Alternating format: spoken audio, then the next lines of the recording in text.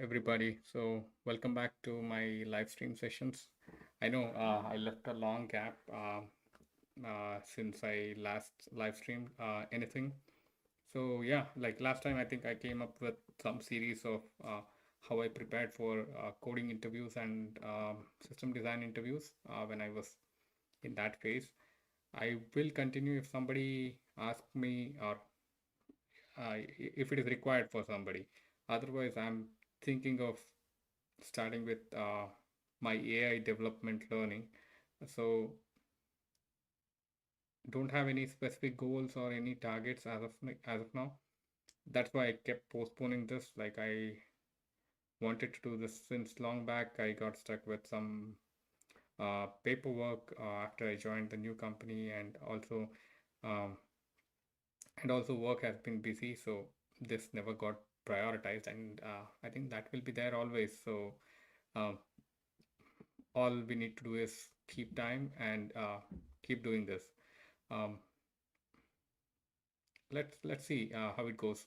So my agenda is basically I want to keep it simple. I don't want to set any high expectations out of this because I'm also in the learning phase and I'm trying to figure out. But I'll be practical and as real as possible.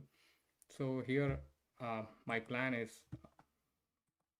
I have designed a curriculum for myself.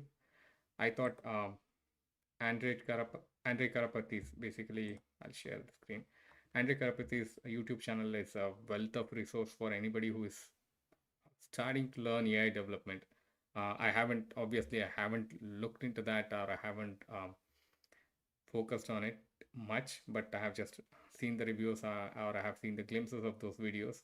It seems like a wealth of resources that we haven't been utilizing. So I'll try to go through that. If it is too advanced for me, or if I can't understand it, or if it is not fun for me, then I might pivot my curriculum to look into some other resources. I think the other ones that I consider are like probably I think there is a okay, it's there in my phone at least. I think the data camp resource is pretty good, and I think the courses on Udacity is good. I think, and there is a wealth of resources in deeplearning.ai. So I might pivot to those ones as well. But I want to give it a try first, and I want to see how it goes. Um, yeah, let's dive in. I think all I want to do in this session is watch Andre Karapathy's video and try to make sense out of it. Whatever I understand, or whatever uh, whoever accompanies me understand in this journey, that's a bonus. So this is something what I'm doing outside of my regular routine or regular work. So this is a bonus, and I feel it is very important now. Like everything is moving to AI, and AI is finding applications in every single fields and domains. Not a lot of people are realizing it. Only the people who are in tech domain are very familiar with that because of the things that are going on in the workplace, or the tools that we have been using, or we have been becoming productive with. But other domains, they will be in shock, like when the role becomes obsolete, or when AI can replace them. But knowing all that, if we don't learn it, I think it's stupidity. So let's start learning, not with the intention of anything, but with the intention of gaining knowledge and understanding it. Let's try to build something to keep it fun, not make it boring. First of all, focus on learning and understanding things. Let's dive in without much of the delay. Hope there are few people who have joined in here. So if there is any problem with the streaming quality or the voice, let me know. I'm going to live stream the video of Andre Karapathy on YouTube, and I'll try to add comments, stop in between, and also make my own notes. Hopefully that would add a lot of value.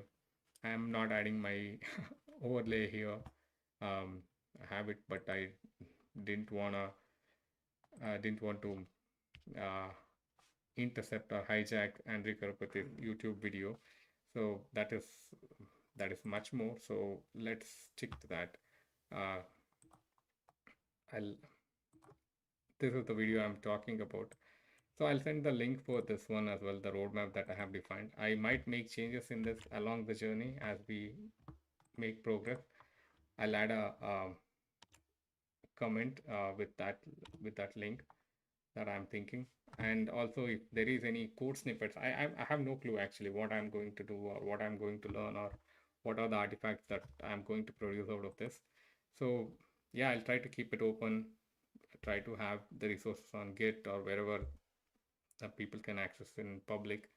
And let's follow along in the journey. Let's learn together. Let's improve together. That's the goal. And if anybody feels that I can help them with their learning journey, feel free to uh, email me on hyperfocusedengineer@gmail.com. I'll make sure to respond or at least hear you out and define a curriculum for you based on your background, based on your needs. Yeah, I can help with those things. Yeah, let's dive in.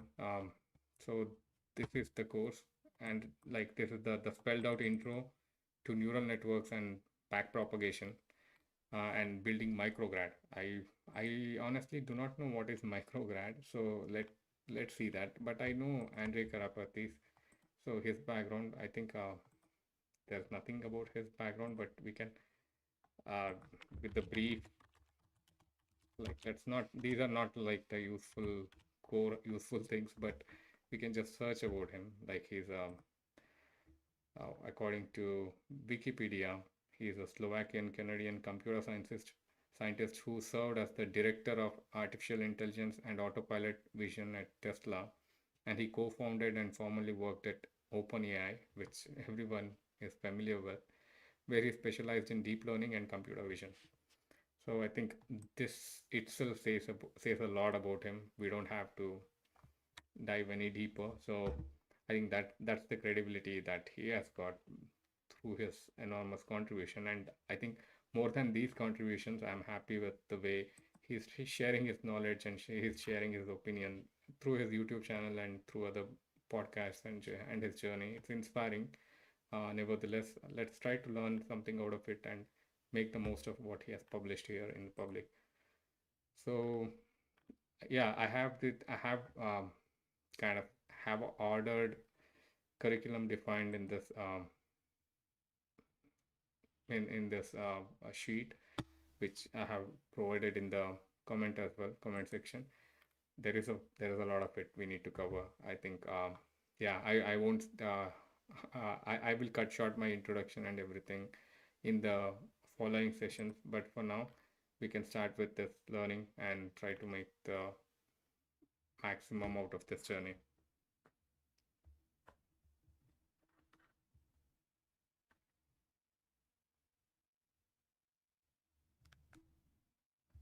Okay,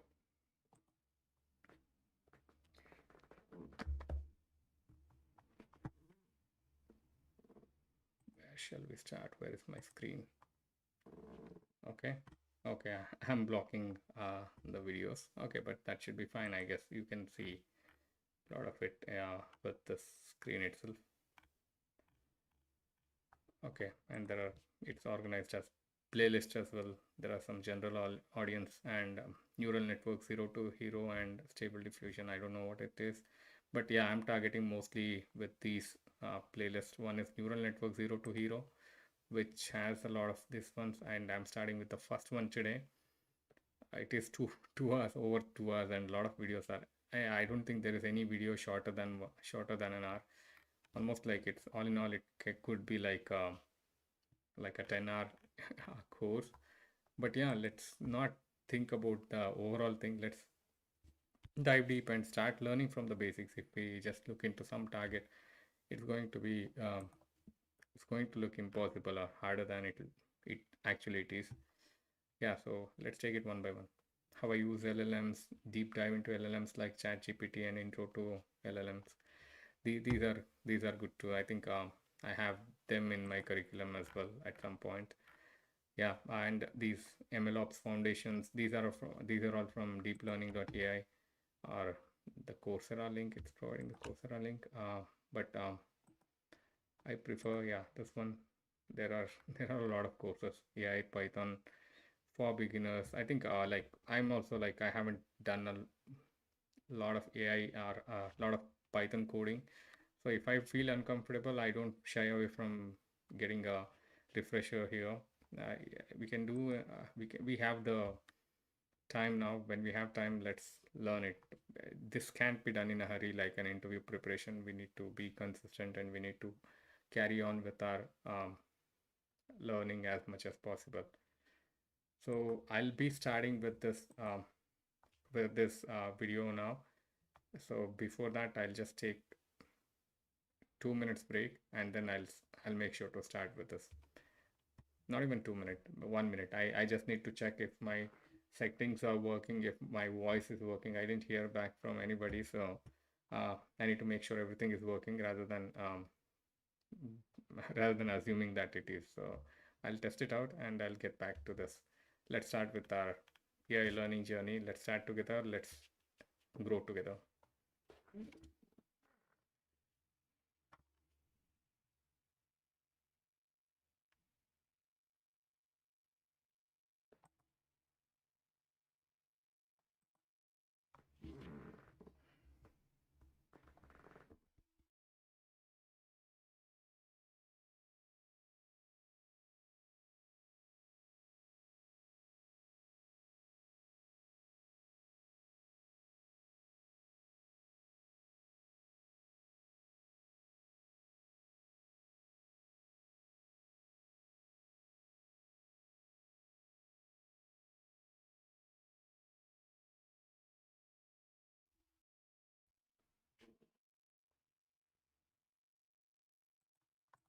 Hello, my name is Andre, and I've been training deep neural networks for a bit more than a decade.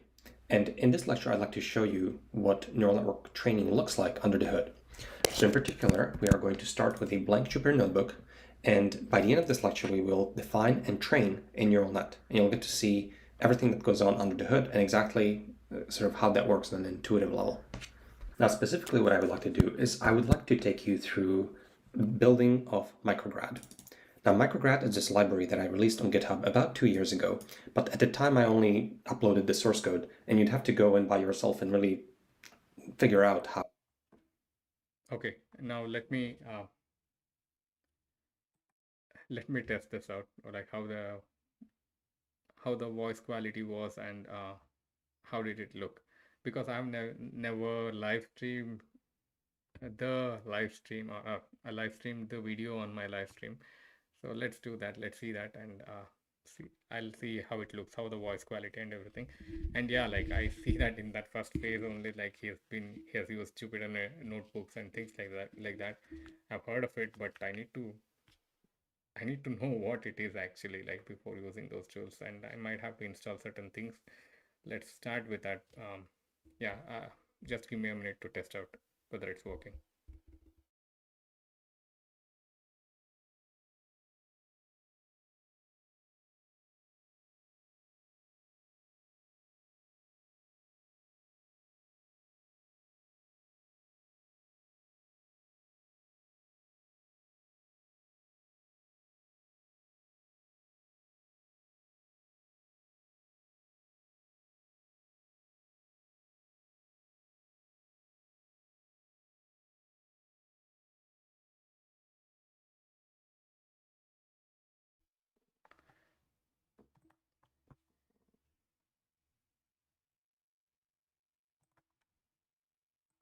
I think it's good enough. Okay, now we are starting. We are starting from the beginning again, and I'll keep stopping in between when I have to install something or when I have to um, understand more in depth about some topic.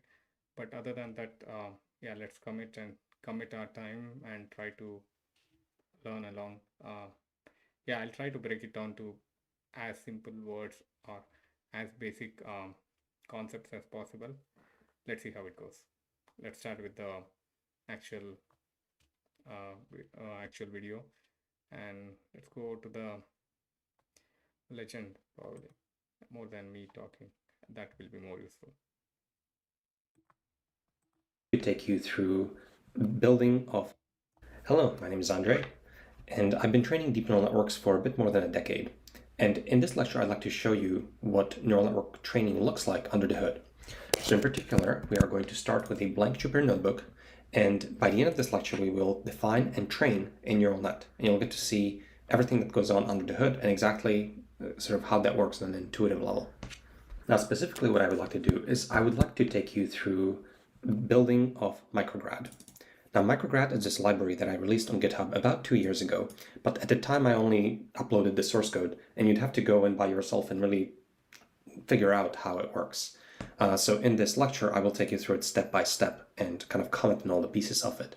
So what is micrograd and why is it interesting? Good. Micrograd is basically an autograd engine. Autograd is short for automatic gradient. And really what it does is it implements backpropagation. Now, backpropagation is this algorithm that allows you to efficiently evaluate the gradient of some kind of a loss function with respect to the weights of a neural network.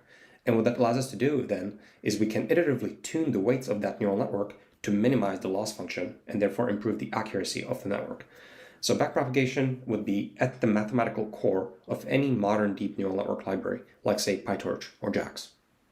So the functionality of micrograd is, I think, best illustrated by an example. So if we just scroll down here, you'll see that micrograd basically allows you to build out mathematical expressions.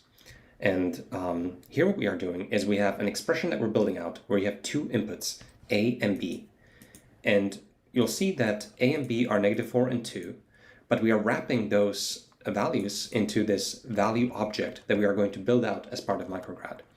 So this value object will wrap the numbers themselves. And then we are going to build out a mathematical expression here where A and B are transformed into C, D, and eventually E, F, and G. And I'm showing some of the functionality of micrograd and the operations that it supports. So you can add two value objects, you can multiply them, you can raise them to a constant power, you can offset by 1, negate, squash at 0, square, divide by a constant, divide by it, etc. And so we're building out an expression graph with these two inputs A and B, and we're creating an output value of G. And micrograd will, in the background, build out this entire mathematical expression. So it will, for example, know that C is also a value. C was a result of an addition operation, and the child nodes of C are A and B, because and it will maintain pointers to A and B value objects. So we'll basically know exactly how all of this is laid out. And then not only can we do what we call the forward pass, where we actually look at the value of G, of course, that's pretty straightforward. We will access that using the .data attribute. And so the output of the forward pass, the value of G, is 24.7, it turns out. But the big deal is that we can also take this G value object and we can call .backward. And this will basically initialize backpropagation at the node G.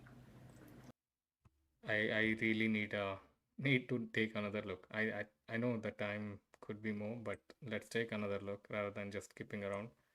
And I will use Google ChatGPT in between to get more details again and again in this video. I'm pretty sure it's a bit high level for me, even though I have worked as a developer for so long. Yeah, let's make sure to learn concept and get thorough with the concept that he's been talking about, not just get the very high level overview. To take you through building of micrograd. Now, micrograd is this library that I released on GitHub about 2 years ago, but at the time I only uploaded the source code, and you'd have to go in by yourself and really figure out how it works. So in this lecture, I will take you through it step by step and kind of comment on all the pieces of it. So what is micrograd and why is it interesting? Good. Micrograd is basically an autograd engine. Autograd is short for automatic gradient. And really what it does is it implements backpropagation. Now, backpropagation is this algorithm that allows you to efficiently evaluate the gradient of some kind of a loss function with respect to the weights of a neural network. And what that allows us to do then is we can iteratively tune the weights of that neural network to minimize the loss function and therefore improve the accuracy of the network. So backpropagation would be at the mathematical core of any modern deep neural network library, like say PyTorch or JAX. So the functionality of micrograd is, I think, best illustrated by an example. So if we just scroll down here, you'll see that micrograd basically allows you to build out mathematical expressions. There were too many terms. If someone's wondering, like if they didn't understand, let's break it down. Okay, let's go back and I'll stop as soon as he mentions some term that we don't understand. Okay, here he mentions a tiny autograd engine. Micrograd is a tiny autograd engine and it implements backpropagation or reverse mode autodiff over a dynamically built DAG, dynamic acyclic graph, and a small neural networks library on top of it with a PyTorch like API. Both are tiny with about 100 and 50 lines of code respectively. The DAG only operates over scalar values. So example, we chop up each neuron into all of its individual tiny adds and multipliers. However, this is enough to build up entire deep neural networks doing binary classification as the demo notebook shows, potentially useful for educational purposes. Man, this is complicated as hell. Let's hear from him again and To the weights of a neural network. And let's not get to the weights of the mathematic neural gradient. And really what it does is it implements backpropagation. Now backpropagation is the Okay, let's go slow. So what are we talking about now? We need to know about micrograd. So that is something which he's building. I think this is good in terms that okay, we are building as we go along. So micrograd is a autograd engine or tiny autograd engine. Tiny autograd engine. That's what he has mentioned. Okay.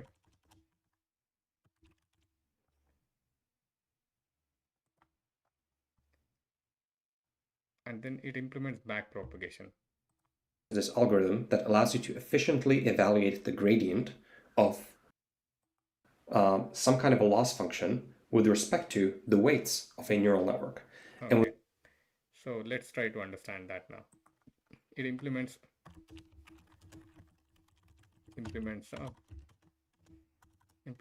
backpropagation. It doesn't matter if we cover 5 lines of or 5 minutes of video also. Let's try to understand it. That's how we move basically. uh, Implements backpropagation over a dynamically built. Okay, not this one. What he was telling was more clear to me. Now backpropagation is this algorithm that allows you to efficiently evaluate the gradient of. Okay, it implements backpropagation. Backpropagation is an algorithm. Let's look into backpropagation in the context of neural networks.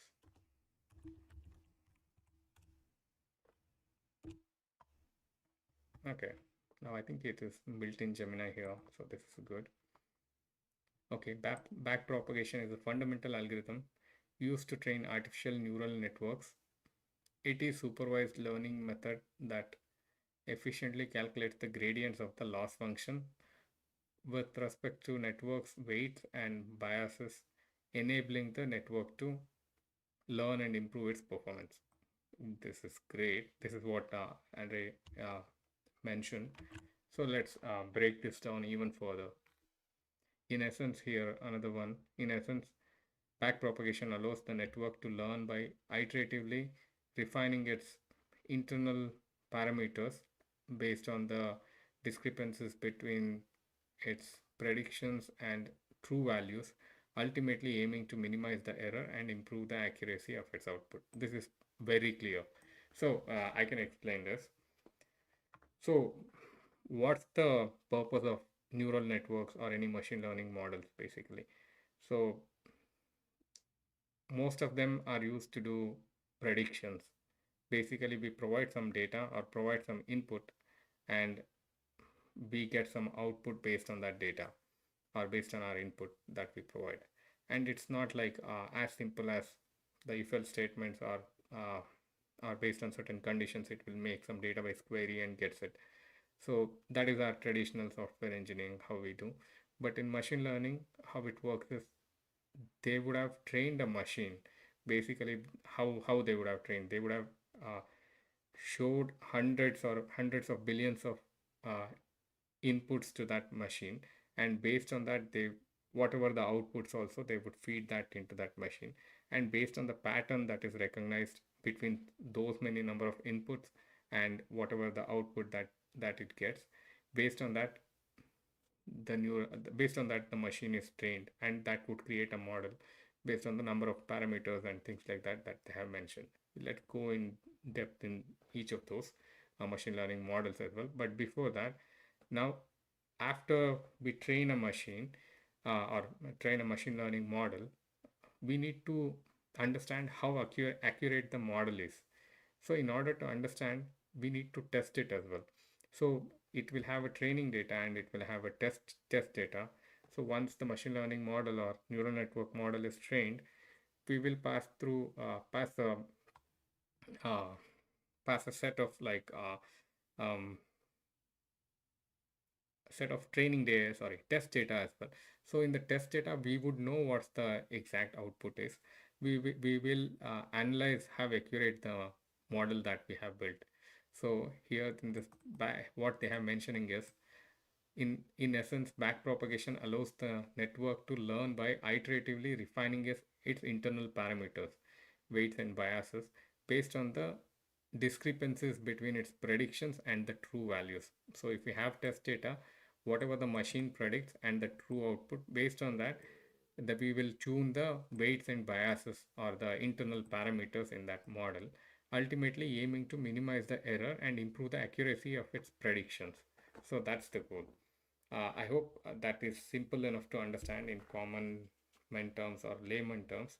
But I think why you should listen to me, I think mm, that's what my understanding is, and I think I have a good understanding with this. But let's ask the experts also, like how do they explain it in simple words? What is backpropagation in the context of neural networks, right? So let's see how this one is defined.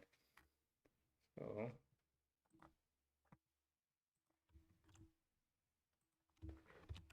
explain backpropagation in the context of neural networks in very simple examples. With a simple example, don't assume me to know much about much AI engineering. Okay, so let's see how does it fare now. Okay, this is also provided by Gemini, I guess. So let's go back to this one. Let's switch to computer engineer.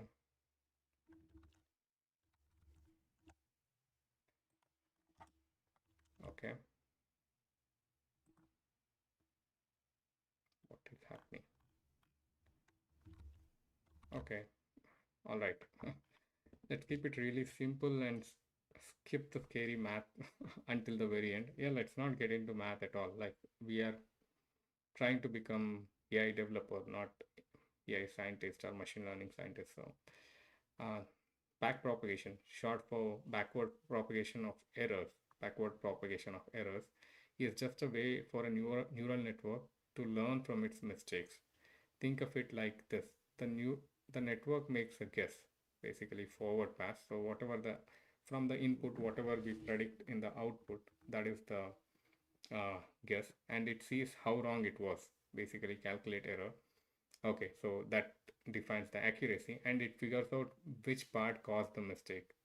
Okay, then it will say in the machine learning model that it has created which part caused that bias or mistakes, and then it tweaks itself to a bit less wrong next time. So it is not promising like 100% accurate the next time, but uh, it is at least trying to reduce the errors or tweak itself to produce a better output next time.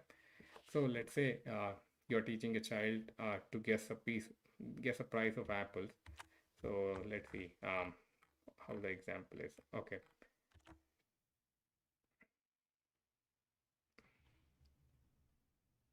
So yeah, you're teaching a child to guess the price of apples, and input number of apples is equal to two. True price is like $4. Child guesses $3. Forward pass. The child uses their rule. The network waits to guess apples in apple star 1.58. Okay. 2 star 1.5 is equal to $3. Error compare guess to real price. Error is equal to $1 of backpropagation. Now the child figures out my per apple guess is too low. So child thought, okay, I guessed $1.5 per apple, but it is not true. My guess was too low. And then backpropagate works backward through all the steps, figuring out how much each contributes. Okay, I think it is okay, but not a very technical example, so it is too layman. The the rule gets nudged up. New weight is equal to 1.5 plus small adjustment is equal to 1.6. Next time the guess will be closer. Okay, how it actually works in neural network. In neural network, the forward pass in neural network, forward pass means inputs are passed layer by layer to get a prediction, and loss function measures how wrong the prediction is. And backward pass or backpropagation uses the chain rule from calculus to see how much each connection contributed to the error. Gradient descent adjusts the weight in direction that reduces the error. Okay, gradient descent adjusts the weights in the direction that reduces the error. Think of it like baking a cake that tastes bad. Forward pass, you mix ingredients and bake, make a prediction. You taste it and say too salty, measure the error, and backward pass, you trace back which step caused the saltiness. Was it the salt, the flour, or sugar? Align the blame, and you adjust the amount of salt the next time. Update the weights. If you want, I can draw a tiny diagram of neural networks and show the backpropagation steps visually, which makes it easier. Let's do that. Let's do that if you can simplify it, and explain it with more technical concepts.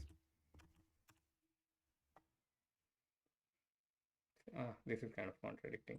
Simplify and more technical concepts. What was I thinking?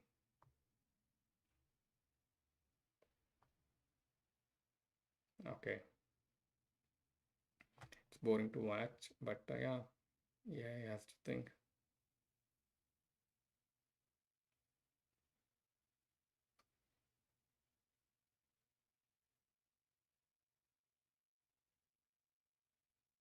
What is it cooking up?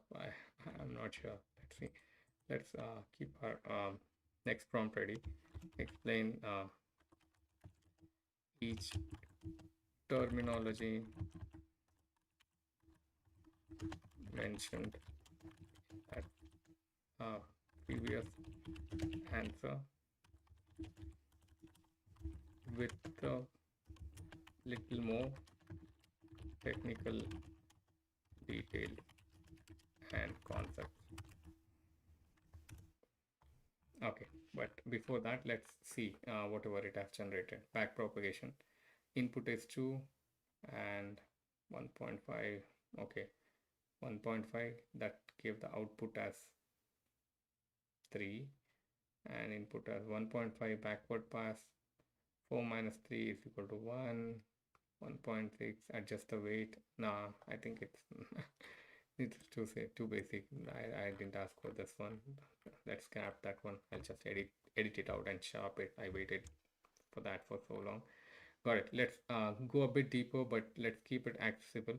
I'll break it down each term. Okay, now, okay, technical meaning. This is when the input data flows from the first layer to the Okay, it's trying to explain what is forward pass. So this is when the input data flows from the first layer to the last layer through the network. What happens, each connection or the edge between nodes has a weight that multiplies the incoming value. The result is passed to the next layer. Sometimes after applying an activation code like RELU, I don't know what it is, sigmoid and tanh uh, to add non-linearity. In the diagram, input is 2 multiplied by weight 1.5 sum to get output. Okay. Technical meaning, parameters in the network that control the strength or importance of a connection between the neurons.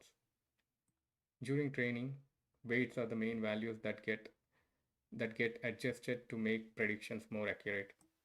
In the diagram, the 1.5 values are weights. They determine how much influence an input has on the output. Technical meaning, a mathematical formula that measures how far the neural network's output is from the expected value. Okay, just understand this thing, like loss function is like basically how wrong the neural network is, or how wrong the model is, and based on that we have to tune the neural network to provide accurate prediction going forward. So yeah, so loss function is that one, basically the deviation from the actual output to whatever the machine predicted. So we don't have to worry about these mathematics as of yet, and we will use several libraries in order to understand this. We can see like if it goes over our head. Let's try to abstract those mathematical logic into the libraries and try to understand and learn, or focus on learning those libraries, learning to use those libraries and apply those in the context of real world problems. Okay, backward path or backpropagation, technical meaning, an algorithm that uses chain rule from calculus to compute the gradient of the loss function with respect to each weight in the network. This tells us how much changing a weight would change the loss. That is, which weights are most responsible for the error. The arrow labeled backward path means we trace the error from the output layer back to the input layer, calculating the gradients for each weight. Gradients, technical meaning, is the derivative of the loss with respect to weight. It's a direction, and magnitude tells us how to change that weight to reduce error. In practice, if a gradient is positive, decreasing the weight might reduce the loss. Okay. If the gradient is positive, decreasing the weight might reduce the loss. If negative, increasing might help. Okay. If the gradient is positive, that means gradient is too much. I mean, I think we need to get the gradient to 0 basically. When it is positive, we need to decrease the weight, and when it is negative, we need to increase the weight. So in the diagram, 0.2 next to the weight adjustment is conceptually like a gradient. Okay, what is that? 0.2. Okay, 0.2 is conceptually like a gradient.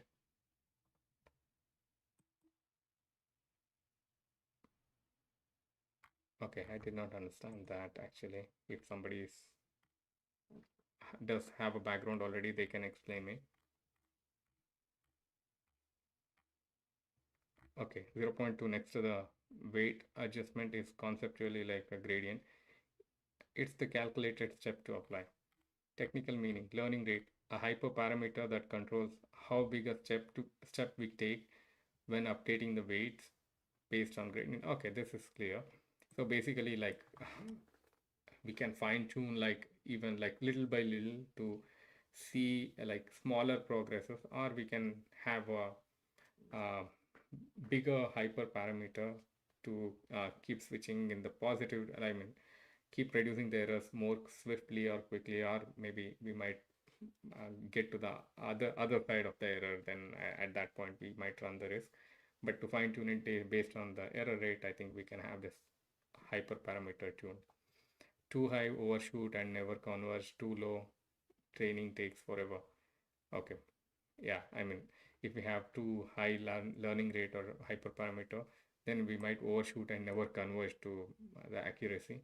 And if it is too low, training takes forever. We need to keep doing that for a long time. The weight changes from 1.5 to 1.6 because we applied a small step, learning rate multiplied by gradient. Okay, that is the learning rate, that 0.1. Okay, yeah, I think we got hold of at least some of the parameters. I wouldn't say everything, but yeah, let's not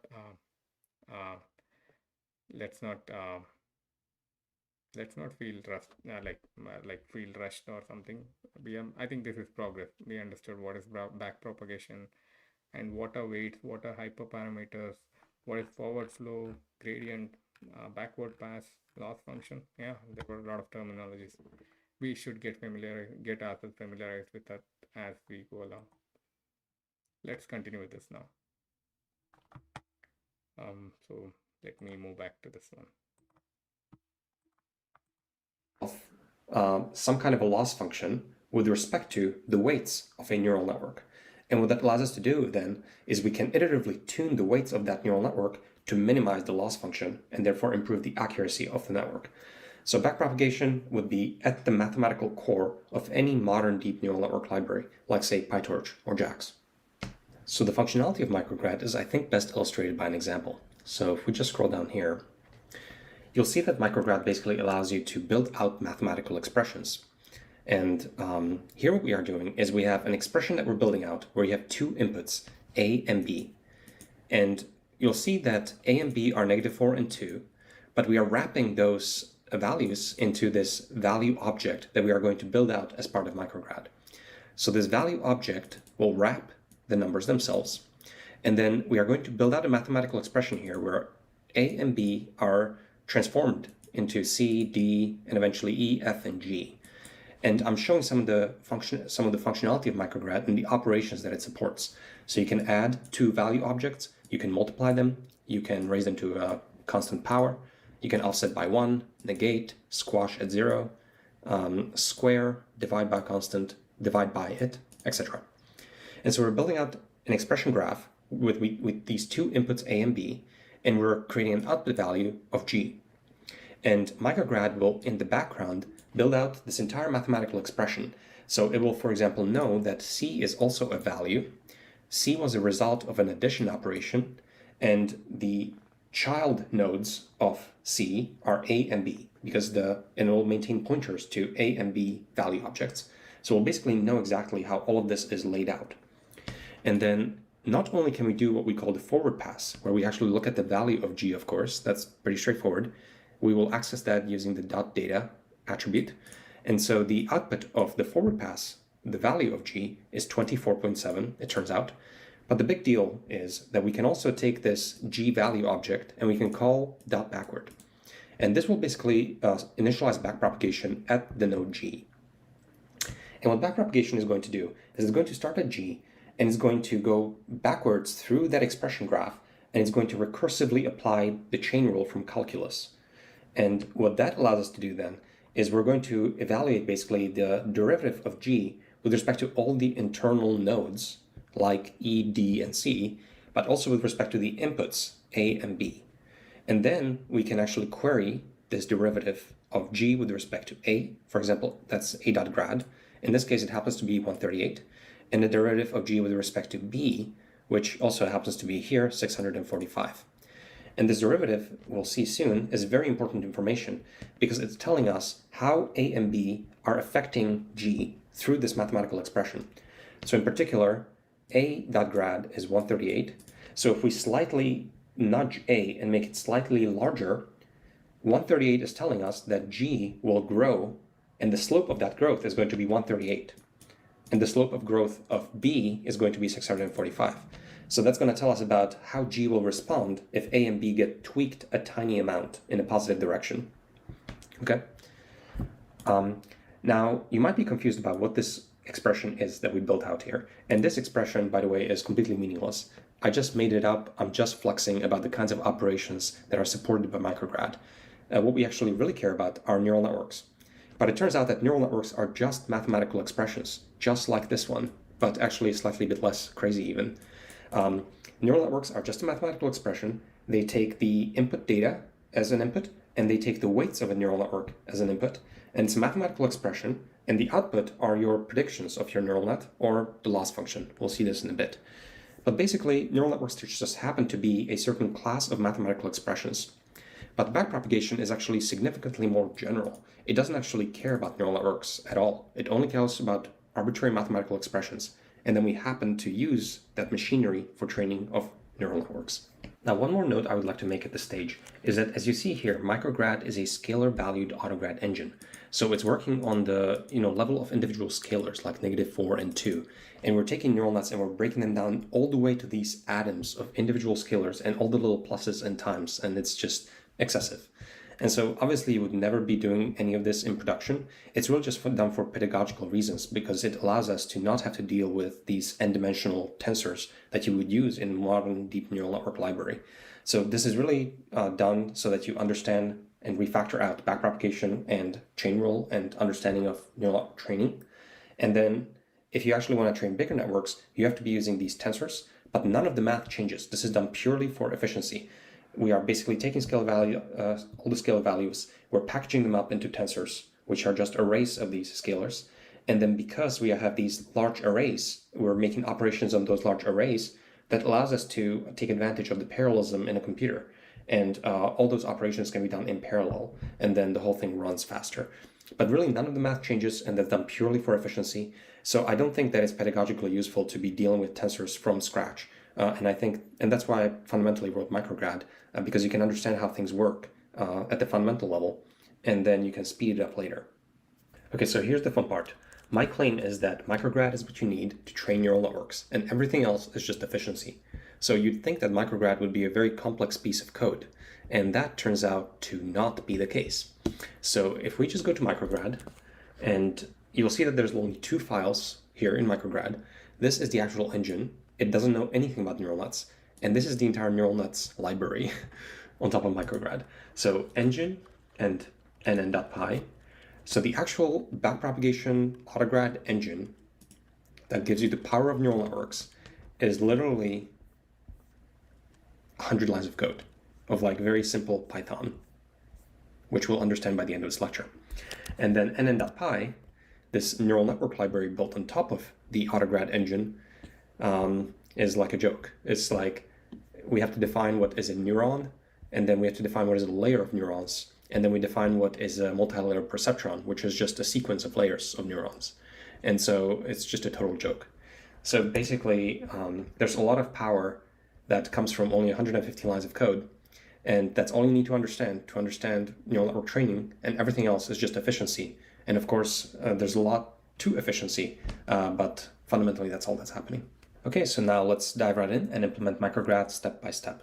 The first thing I'd like to do is I'd like to make sure that you have a very good understanding intuitively of what a derivative is and exactly what information it gives you.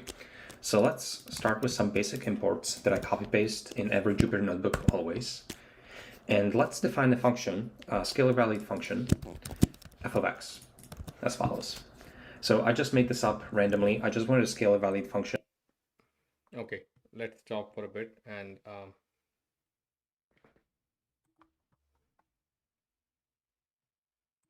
okay, let's stop for a bit and try to understand. There was a lot of information in that section. Let me digest it for a bit, and then we can go through it again and again. So where was he? Okay, we understood what is back propagation from a very high level point of view. Next, he came to how micrograd can be used to evaluate the mathematical expression.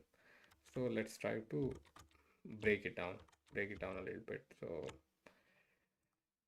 okay, he mentioned mathematical expression building. Micrograd allows users to construct complex mathematical expressions by wrapping the numerical values, example 4 and 2 minus 4 and 2 that he has provided, into custom value objects. These values can be combined using supported operations like addition, multiplication, and power, and exponentiation and negation. Okay, all those operations can be applied on that values.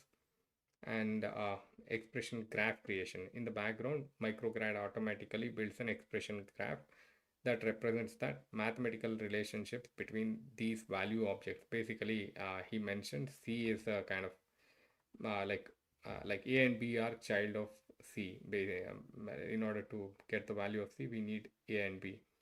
So mathematical relationship between these value object. Each value object maintains pointer to its child nodes. Basically, C would maintain pointer to its child node, which is A and B, and the values that produced it.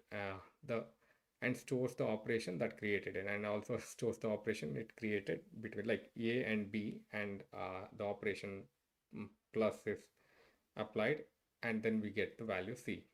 Okay, and stores the operation created it, thereby capturing the entire computational flow. Okay, now what is forward pass? Forward pass involves traversing this expression graph from inputs to outputs inputs to outputs to calculate the final value of the expression. Example, g dot data would give the output value here in this case. So until going there, whatever the forward pass that we do, like whatever the expressions that we use to go from input to the final value of the output, that is called forward pass. Backward pass, no back or the back propagation that we looked into or heard about. The significant feature is the backward pass initiated by calling dot backward. Here he called g dot data in this line, and also he has called g dot backward. I wish there was a feature like in Zoom that I can highlight here, but yeah, I think you can see the cursor moving. G dot data, he can access the value of the final value. So until this forward propagation or forward pass is happening, to get this value, and then here he is applying g dot backward. I did not understand that very thoroughly. The significant feature is the backward pass initiated by calling dot backward on the output value. This process starts as the output node and recursively traverse backward through the expression graph. Okay, recursively traverse backward through the expression graph means basically imagine like I'm just imagining our data structure tree.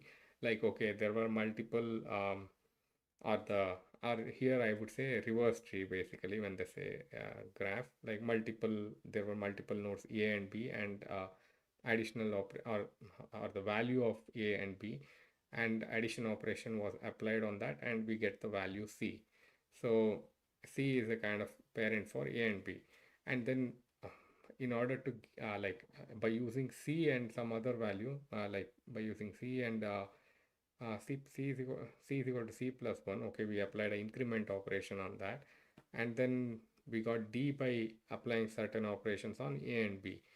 And in the same way, we keep going in the forward direction until we get the value of G, and we are accessing the value of G using G dot data. And then we are applying G dot backward.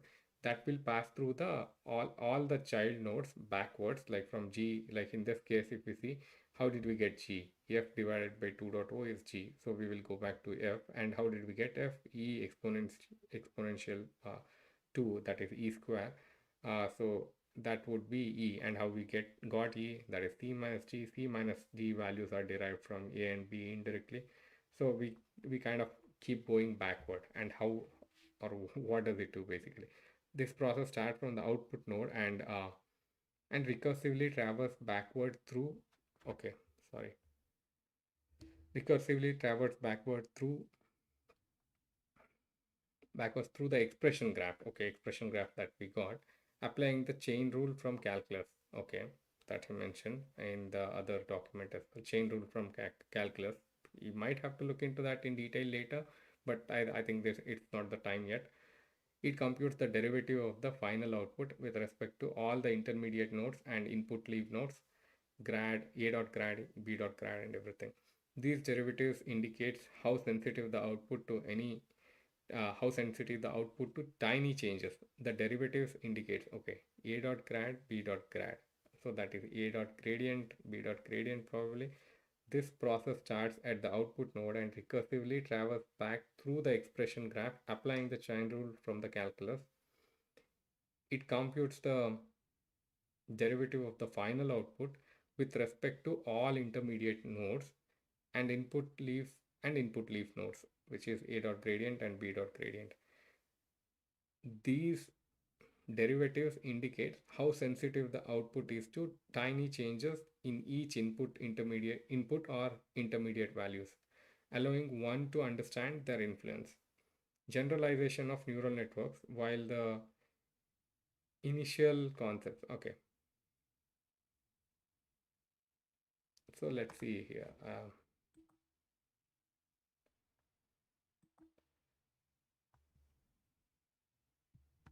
So here, what's happening? Okay,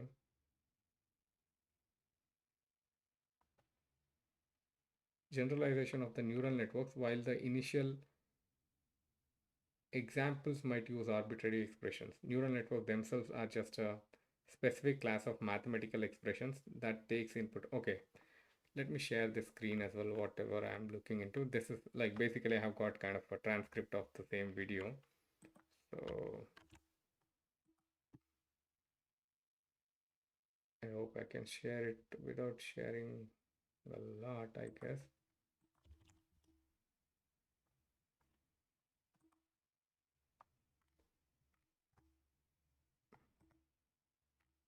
Man, it keeps erasing the notes as soon as I.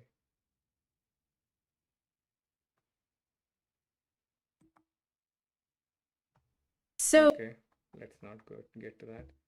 But I need the overview here. So how can I do that? Okay, save to now. Okay, I can access it here. So can you see it? Whatever I'm sharing now. Okay, this one's a cool tool. I use.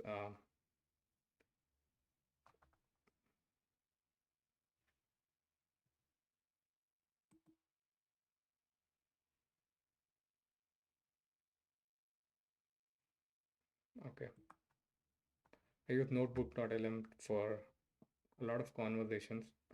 So it is good.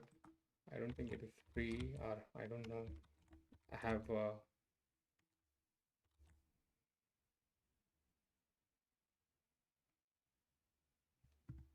Okay,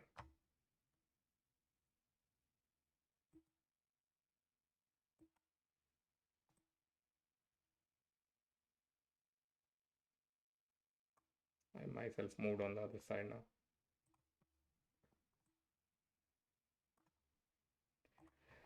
Okay, I don't know how to make it bigger or expand this one. Okay, if someone's taking a note here, I want the capability to expand this screen for sure. So, or else what I can do, I can delete the note. That's the only option I have.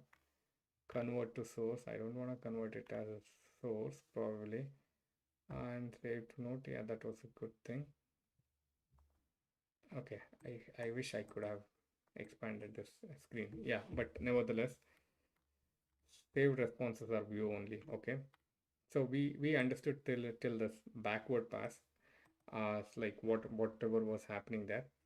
Let's get to this one. Generalization to neural networks. While the initial examples might use arbitrary expressions, neural networks themselves are just a specific class of mathematical expressions. Generalization of while the initial examples might use arbitrary expressions, neural networks themselves are just a specific class of mathematical expressions that take input data and network weights as inputs to produce predictions or a loss function. Backpropagation is more general algorithm applicable to any arbitrary mathematical expressions, and its machinery is applied specifically for training neural networks. Okay. Backpropagation is more general algorithm applicable to any arbitrary mathematical expression, and its machinery is applied specifically for training neural network.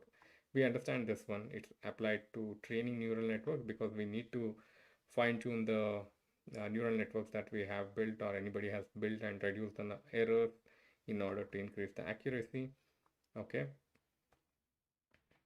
And what is pedagogical tool? Micrograd is designed as a scalar valued autograd engine, meaning it operates on individual numbers rather than multi-dimensional tensors, which is array of scalars. Okay, this is definitely over my head. Typically used in production grade libraries. This design choice is purely pedagogical as it's as it simplifies the understanding of the backpropagation and the chain rule without the added complexity of tensor operations, even even though the underlying mathematical principles remain identical when working with tensors. Okay, this one definitely let's understand it in little bit more detail. Okay, what does it mean? Let's see if it can you simplify and explain. If this tool doesn't help, we can go to another one. Okay. Okay, when it's stated that the micrograd is designed as a scalar valued autograd engine that operates on individual numbers rather than multi-dimensional tensors, it means the following. Scalar valued, this refers to micrograd's fundamental unit of operation. A scalar is simply a single number. In micrograd, all mathematical expressions and calculations are broken down to the level of these individual numbers like -4 or 2. This means that when micrograd processes a neural network or any mathematical expression, it treats every single number, input, weight, intermediate result as a distinct isolated value. Autograd is a short automatic gradient. An autograd engine is a system that automatically calculates the gradients or derivatives of a mathematical expression, which are essentially for tasks like training neural networks. Micrograd achieves this by implementing an algorithm called backpropagation, which efficiently evaluates these gradients. Okay. In contrast, multidimensional tensors are essentially array of these scalars. Okay, it acts on only a single values. Okay. Modern deep neural network libraries like PyTorch, JAX typically work with these tensors also. Okay. So PyTorch, JAX, and all are libraries which are very generic and which works on other tensor like values as well in order to reduce the gradient. But micrograd works only on the scalar values, which is like a single numbers. Let's see it in action, like when the micrograd is built and on what kind of example it is applied and things like that. Let's have patience and try to get till there, and that's the whole intention. Like if we do it alone, I think this is the place where we will stop and tell that okay, this doesn't make sense to us and we don't want to put more effort to get to the next level. But let's push through here and let's try to understand it by having some patience. Okay, the design choice of micrograd to be scaled values is purely pedagogical.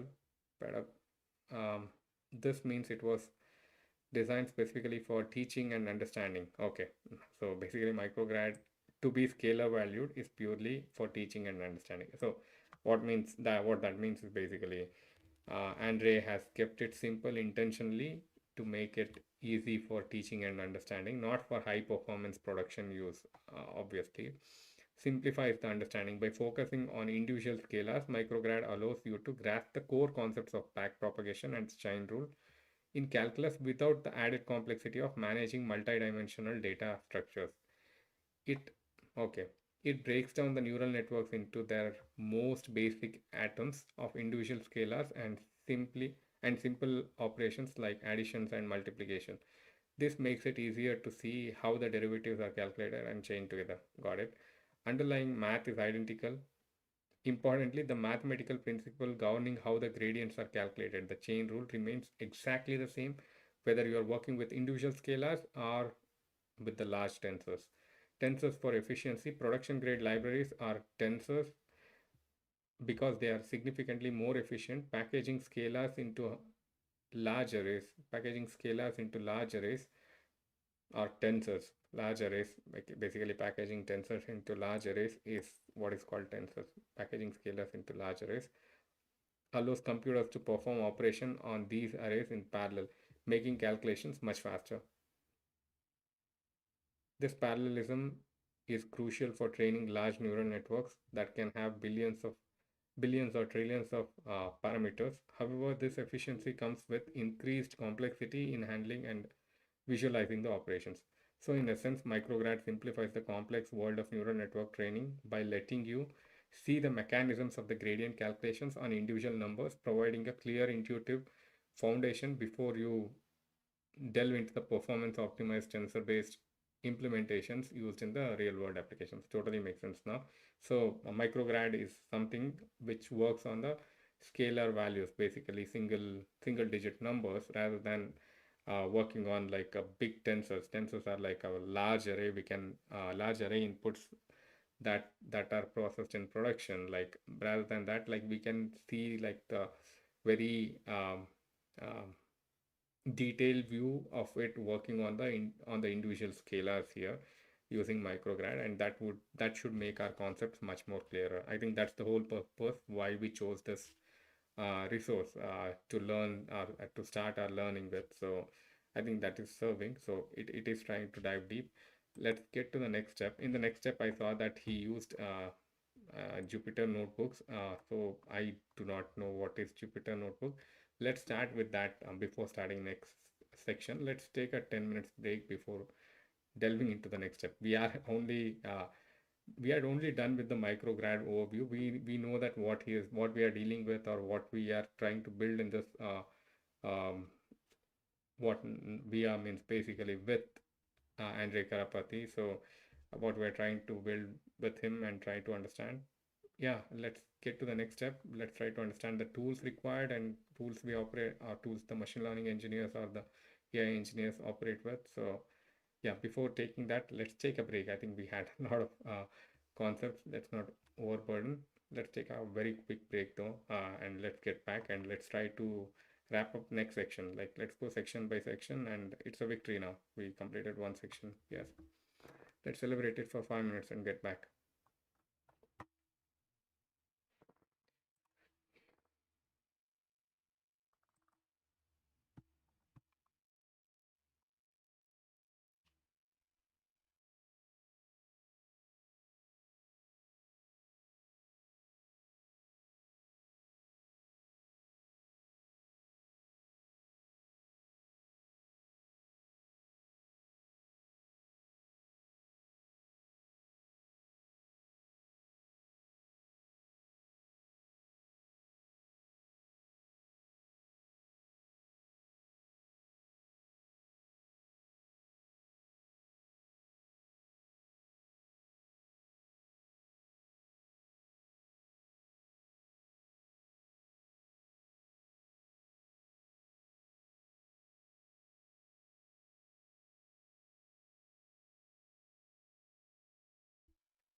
Okay, I think I realized that I had muted myself until now. Okay, all I did until now is basically looking into what Jupyter is, because uh, in the video,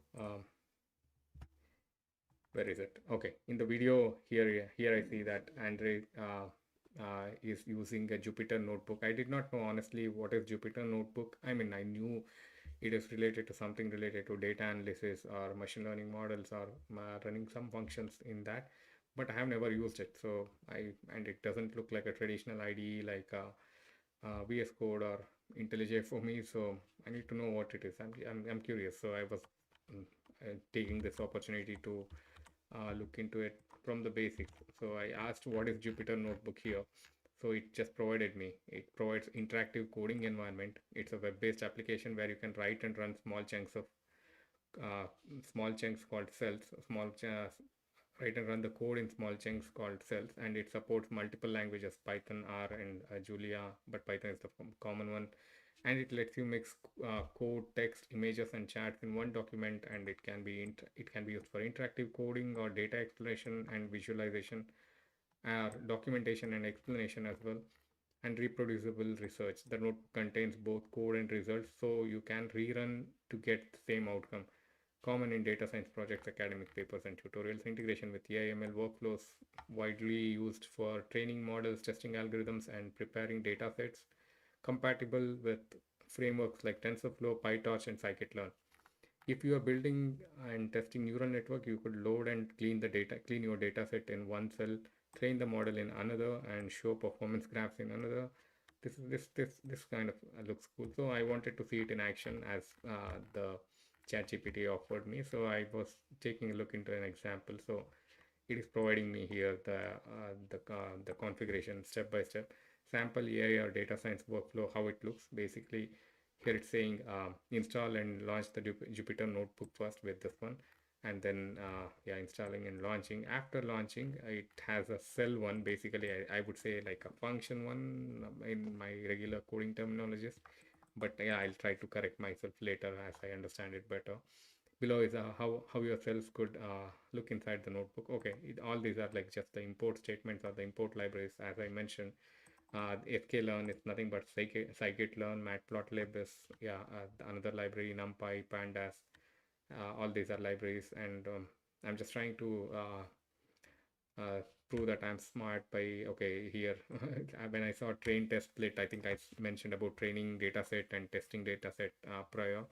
So here it is saying like we are going to imagine like basically like trying to set up okay, could run calm down. Okay, I'll show you a sample AI or data science flow that you could run in a Jupyter notebook and give you instructions to set it up. That's what we are trying to do.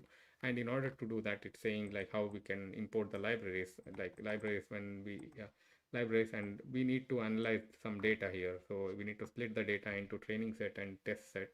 So every model, after while training every machine learning model or the neural network model, we need to, whatever the data set we have, we will split it to training and testing. Training way is used to build the model, and testing is used to increase the accuracy. Like that's all we spoke about in the previous section with backpropagation and how the feedback loop works and improves the accuracy of the model. And linear regression, let's see if they explain about linear regression. That's one of the algorithm. So let's see, let's create some fake housing data for demo purpose. Okay, so they have they are providing housing data. So size, square feet, and these are the corresponding values. We can verify that there is six records in this array, and there are six records in this array. Bedrooms and price also there are six. So corresponding, there is a 800 square feet house which has two bedrooms, and price is 150,000, and there is a 1500 square feet house which has three bedrooms, and 2500 is the 25 250,000 is the price of it. Correspondingly, like they have given the size of this size in square feet and bedroom and price. There are, in real life there are a lot more varying parameters, like the location of the house plays a big role, and probably the type of house and when it is built, all those things matters. But I think here they are trying to explain it in simple terms. So let's take it with that. Like if we need to increase the accuracy of the housing price prediction, we need to add all those things into the data. Then the accuracy will increase much more. When you run this, you will see the table right below the code. Okay, plot.scatter. Okay, visualize the data. Okay, where visualizing the data, I don't feel it like very tough to be tough to understand or anything, at least from whatever I know. Okay, what has to be plotted in x axis, what has to be plotted in y axis, what is the title, and show, and scatter is, let's see, df of, we need to understand this one, df of differentiation of size in square feet and price. Basically those are the x label and y label. So let's see that. Let me take a second so that I can continue. I heard some noise in the background, so I need to check.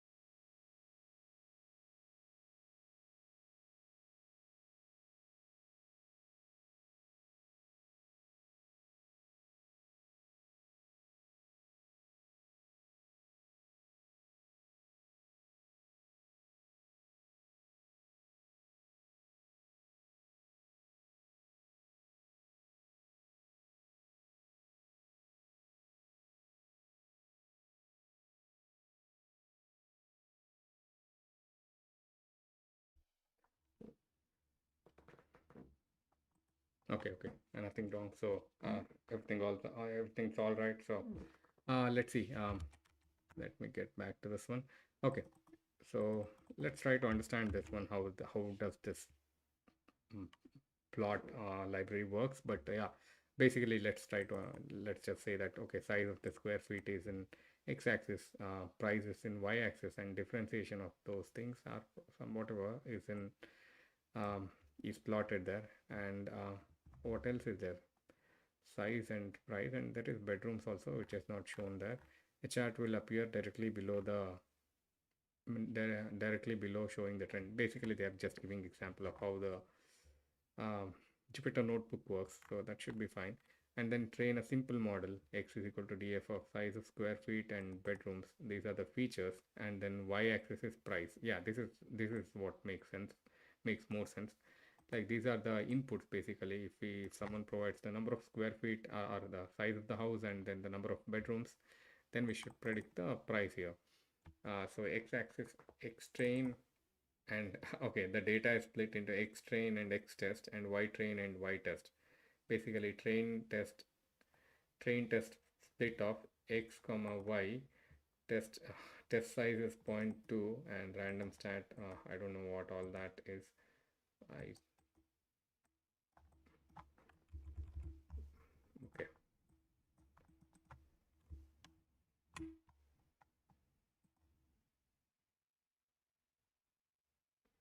man, this scrolling is so annoying. Okay, and then it's a random stat is 42 and test size is this thing. I think we will understand that going forward, like whenever it comes, but now we are just trying to understand what is Jupyter Notebook, not about these models. So these are the kind of functions that we can run. Like here we are splitting the data and we are training the model using a algorithm called linear regression, and we are trying to fit that model with this training data whatever we generated by using the split. So model dot fit this one, and then we can make predictions here. Predictions model dot predict for x dot text test, like for these test data, like we are making the prediction. And pd dot data frame actual. Okay, try the new data, new house, pd dot data frame. Okay, yeah, all this looks cool. Why this works well in Jupyter? You see immediate output after each step, and you can experiment. For example, change the size of square feet and instantly rerun only that cell. You can document your thought process between cells using markdown. Step 1, data loading. We first load the data set into pandas and data frames. If you want, I can prepare a read only. Okay, so I think this is cool. Let's try to run this one. I mean, let's try to set it up at least as they mentioned. So I'm not sure if my computer supports it yet. Um, Let me see. Let's get to the terminal as they mentioned and try to run that pip install notebook. Okay, I do not even have pip, I guess. So how to install pip first thing? Uh,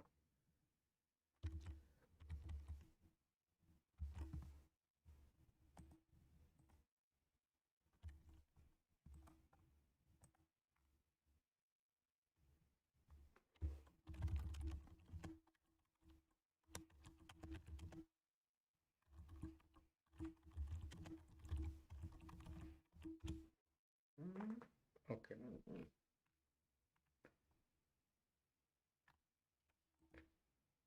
let's see. We have Python 3.9.6. So how to install Python? If anybody has a Mac or some Linux, I think it should be easy to install.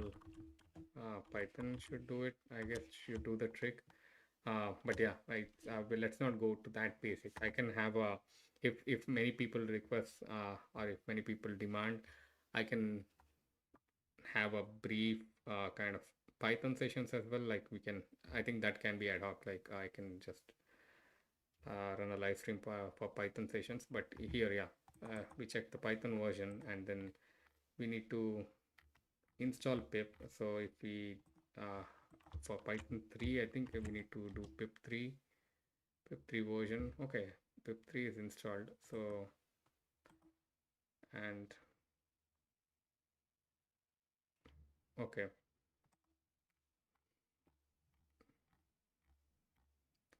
And yeah, let's install this one using pip3 install notebook. So that should give us the install the Jupyter notebook, and then we need to launch that notebook after it gets installed.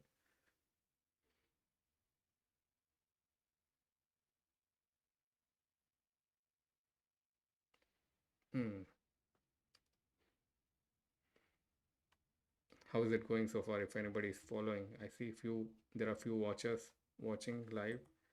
Okay, you are using pip version 20. However, the version 25.2 is available. You should consider upgrading via, okay, command line tools, pip install, upgrade pip. Okay, I can do that, I guess, actually, right? Um,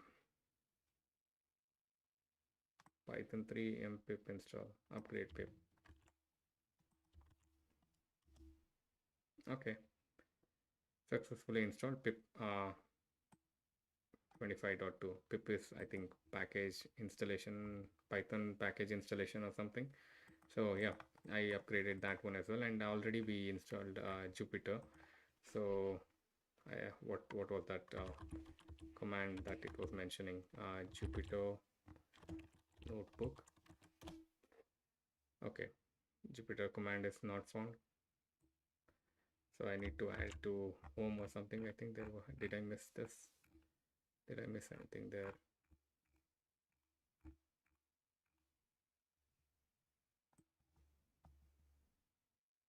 Pip install notebook. Okay, pip3 version.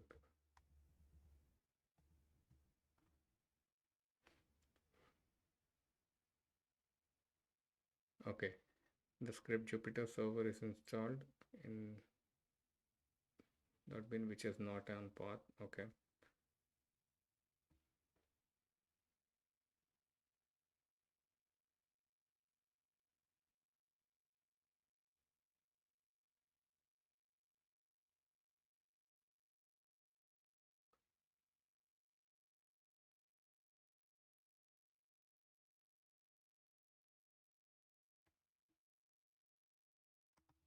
Okay.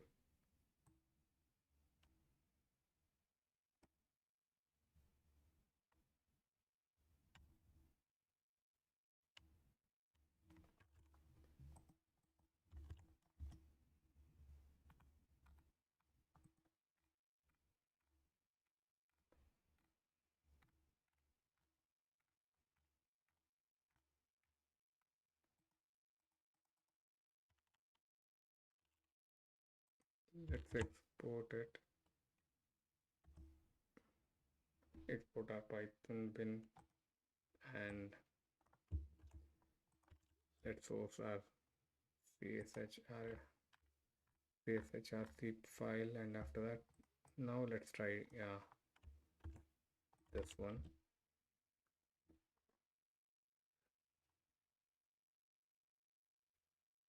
Okay.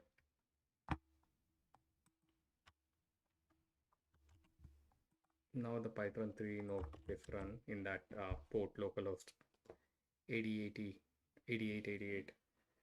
So what it is doing? Okay, files. Okay. Now we have Jupyter notebook running locally on the port 8888.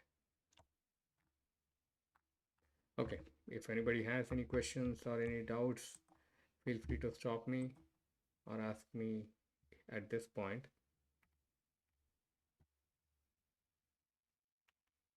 Okay, I assume no questions. So let's get back to it then. So now I think we have a fair understanding of Jupyter Notebook. We haven't experimented or played around with it. We have installed it, and we saw some example in this housing prediction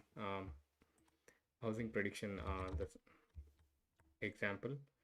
So let's get back to, okay, I'll show you how it is running in the, or how I see it in the browser. So as soon as I run, after that server is run, so here it is. So this is the Jupyter notebook I'm seeing when I get to localhost 8888. So I can create a new file. Yeah, this looks cool actually. New terminal, new Python file. Yeah, I can create a new within this one. New folder first of all. Jupyter. Yeah, yeah. Whatever we want to do, we can do that. Whatever we want to create, we can create it in this folder now. Let's go back to the legend here and hear him out.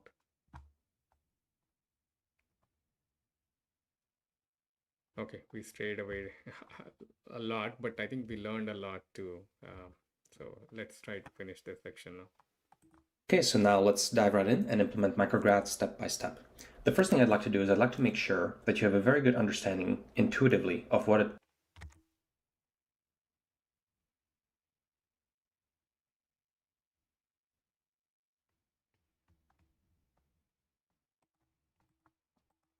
derivative is and exactly what information it gives you.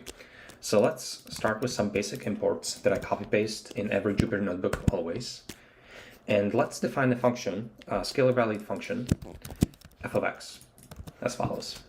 So I just made this up randomly. I just wanted a scalar valued function that takes a single scalar x and returns a single scalar y.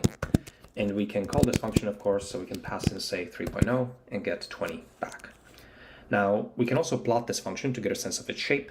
You can tell from the mathematical expression that this is probably a parabola. It's a quadratic.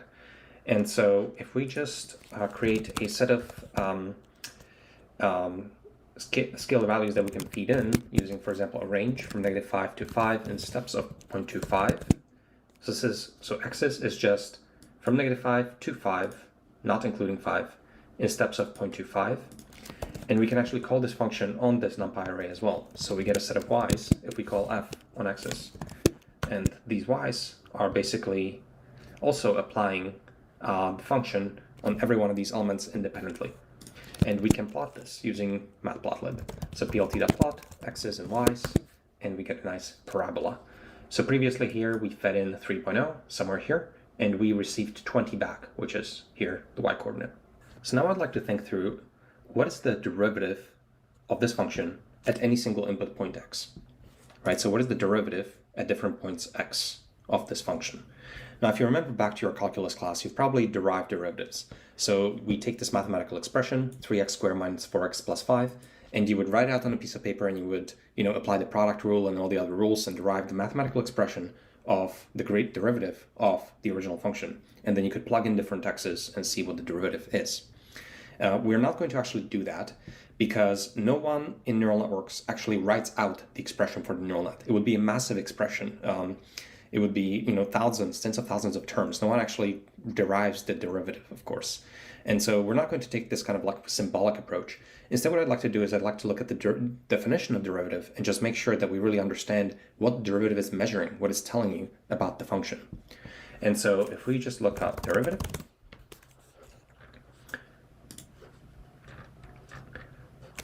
we see that, okay, so this is not a very good definition of derivative. This is a definition of what it means to be differentiable. But if you remember from your calculus, it is the limit as h goes to 0 of f of x plus h minus f of x over h.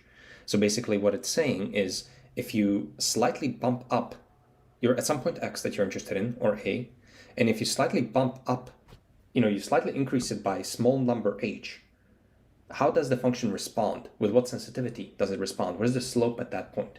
Does the function go up or does it go down, and by how much? And that's the slope of that function, the slope of that response at that point. And so we can basically evaluate the derivative here numerically by taking a very small h. Of course, the definition would ask us to take h to 0. We're just going to pick a very small h, 0.001. And let's say we're interested in point 3.0. So we can look at f of x, of course, is 20. And now f of x plus h. So if we slightly nudge x in a positive direction, how is the function going to respond?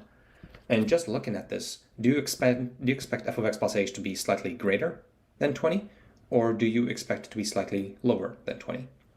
And since this 3 is here, and this is 20, if we slightly go positively, the function will respond positively. So you'd expect this to be slightly greater than 20. And now by how much is telling you the the strength of that slope, right? The size of that slope. So f of x plus h minus f of x, this is how much the function responded in the positive direction. And we have to normalize by the run, so we have the rise over run to get the slope. So this, of course, is just a numerical approximation of the slope, because we have to make h very, very small to converge to the exact amount. Now, if I'm doing too many zeros, at some point, I'm going to get an incorrect answer, because we're using floating point arithmetic, and the representations of all these numbers in computer memory is finite, and at some point we get into trouble. So we can converge towards the right answer with this approach. But basically, at 3, the slope is 14. And you can see that by taking 3x squared minus 4x plus 5 and differentiating it in our head. So 3x squared would be 6x minus 4. And then we plug in x equals 3. So that's 18 minus 4 is 14. So this is correct. So that's at 3. Now, how about the slope at, say, negative 3? What would you expect for the slope? Now, telling the exact value is really hard, but what is the sign of that slope? So at negative 3, if we slightly go in the positive direction at x, the function would actually go down. And so that tells you that the slope would be negative. So we'll get a slight number below 20. And so if we take the slope, we expect something negative 22. Okay. And at some point here, of course, the slope would be 0. Now for this specific function, I looked it up previously, and it's at point 2 over 3. So at roughly 2 over 3, that's somewhere here, this derivative would be 0. So basically at that precise point, if we nudge in a positive direction, the function doesn't respond. This stays the same almost. And so that's why the slope is 0. Okay, now let's look at a bit more complex case. So we're going to start. Okay, before getting to the complex case, let's rewind it and let's watch it again. This was very good explanation, to be honest. I didn't want to interfere in between. It started great. I think I got lost in towards the end of that mathematics a little bit, but basics were very clear. Let's re-watch it and then let's understand it. Okay, so now let's dive right in and implement micrograd step by step. The first thing I'd like to do is I'd like to make sure that you have a very good understanding intuitively of what a derivative is and exactly what information it gives you. So let's start with some basic imports that I copy-paste in every Jupyter Notebook always. And let's define a function, a scalar valued function, f of x, as follows. So I just made this up randomly. I just wanted a scalar valued function that takes a single scalar x and returns a single scalar y. And we can call this function, of course, so we can pass in, say, 3.0 and get 20 back. Now, we can also plot this function to get a sense of its shape. You can tell from the mathematical expression that this is probably a parabola. It's a quadratic. And so if we just create a set of scalar values that we can feed in using, for example, a range from -5 to 5 in steps of 0.25.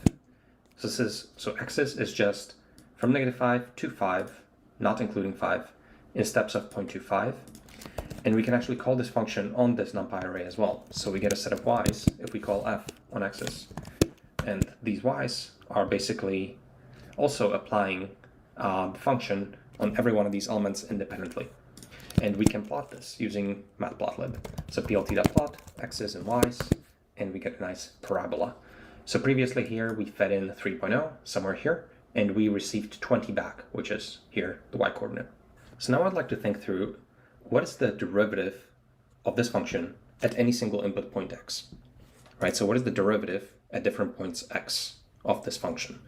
Now, if you remember back to your calculus class, you've probably derived derivatives.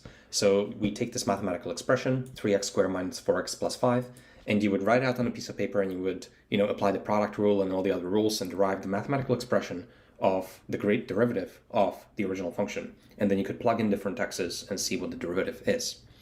We're not going to actually do that because no one in neural networks actually writes out the expression for the neural net. It would be a massive expression. It would be, thousands, tens of thousands of terms. No one actually derives the derivative, of course. And so we're not going to take this kind of like symbolic approach. Instead, what I'd like to do is I'd like to look at the definition of derivative and just make sure that we really understand what the derivative is measuring, what it's telling you about the function. And so if we just look up derivative,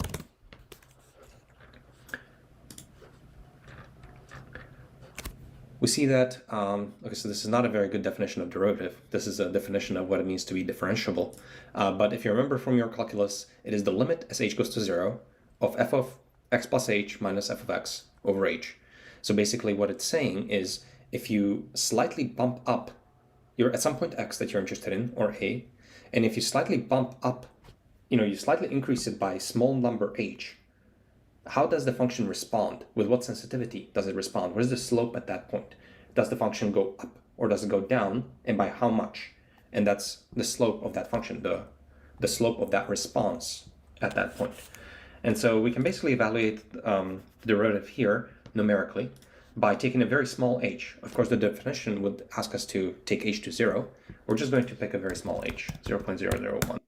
We need to listen carefully here. I think until here the math was kind of easy for me.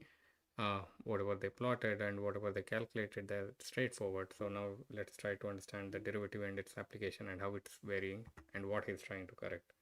So that would give us the intuition about backpropagation and all those concepts going ahead. And let's say we're interested in point 3.0. So we can look at f of x, of course, is 20. And now f of x plus h. So if we slightly nudge x in a positive direction, how is the function going to respond? And just looking at this, do you expect f of x plus h to be slightly greater than 20? Or do you expect it to be slightly lower than 20? And since this 3 is here, and this is 20, if we slightly go positively, the function will respond positively.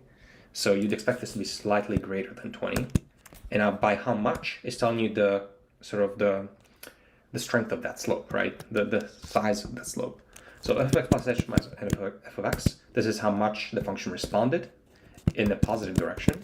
And we have to normalize by the run, so we have the rise over run to get the slope. So this, of course, is just a numerical approximation of this. Okay, what he did here is, okay, so f of x, as we have calculated above here, f of x, I mean f of 3, let's say 3 is x, so f of 3 was 20. So now he's trying to see if we had a small value to that 3, how the value would react, like how the slope would be. So we see that positive slope here, like after like this is 2, so this is 3 will be somewhere here. So we saw that the value of 3 is 20, so which is here. So if we add like any value to 3, it is going in this direction, positive direction. So he tried by adding 0.01, so that is the slightly incremented value h, and then so it will go like it came to 20 point something, like that's the value, right? What was it?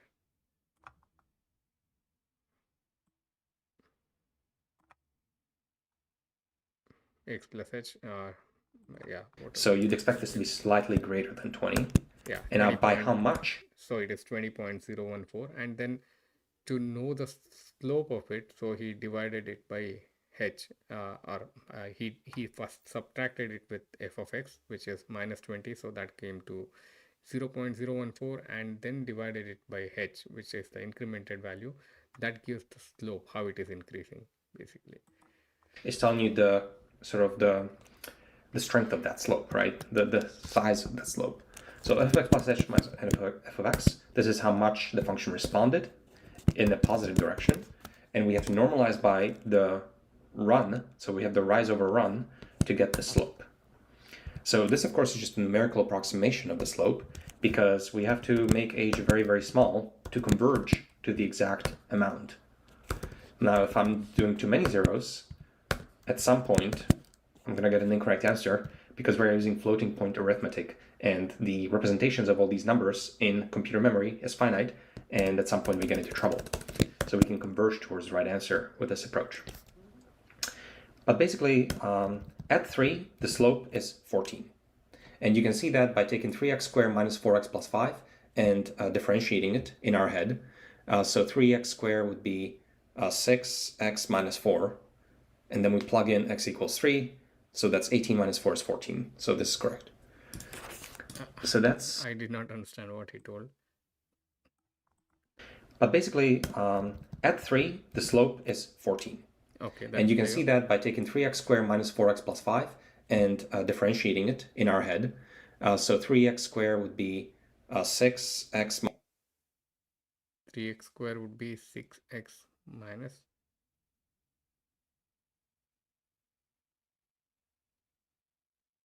Three x square will be, it would be the same 20, right? 3x square means 3 square 9, 9 3 12, 9 3 9 multiplied by 3 27, minus 4 multiplied by 3 minus 12 15 plus 5 20. What he's saying, he means something different. Differentiating it in our head. So 3x squared would be 6x minus 4. And then 3x square would be 6x minus 4. Okay.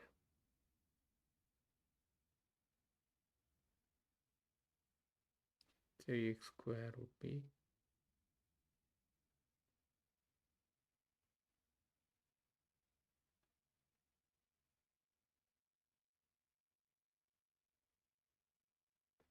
6. we plug in x equals 3.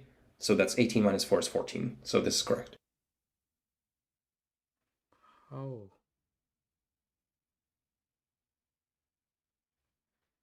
How did he calculate it?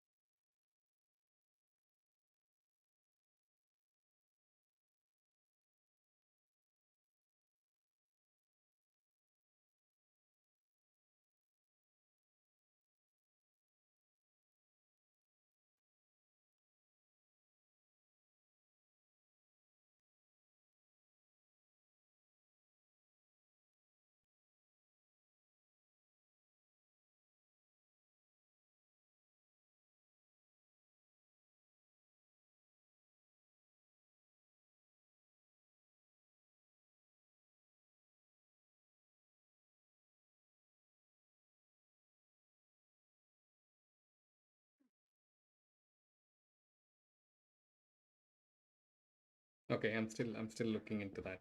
Like, how did he mention in the mind he calculated? I'm not as strong in math as him. These numbers in computer memory is finite, and at some point we get into trouble. So we can converge towards the right answer with this approach. But basically, at 3, the slope is 14. Okay. And you can see that by taking 3x squared minus 4x plus 5 and differentiating it in our head. So 3x. So the point I'm stuck is differentiating in a head. So I thought I'm good at math, but yeah. Square would be 6x minus 4. And then we plug in x equals 3. So that's 18 minus 4 is 14. So this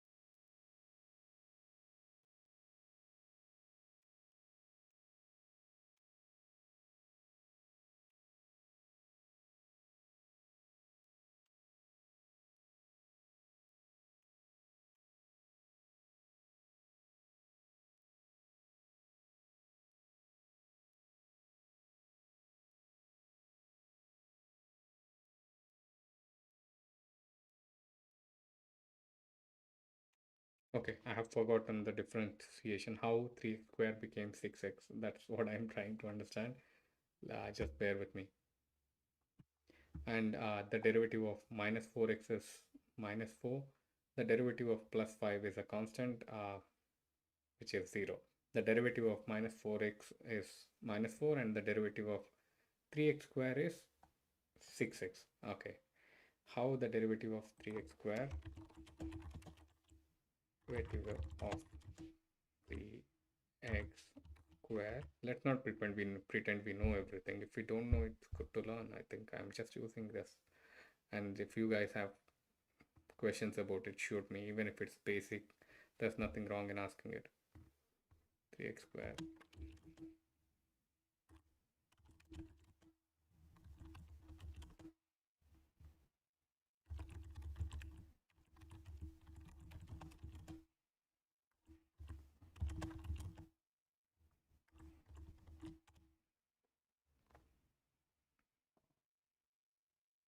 Okay, and I'm just searching for it. I have forgotten differentiation completely. Use the analytical derivative of the function 3x square minus 4x plus 5 to mentally verify the numerical differentiation he performed. Okay, do not explain the specific calculus rules or okay.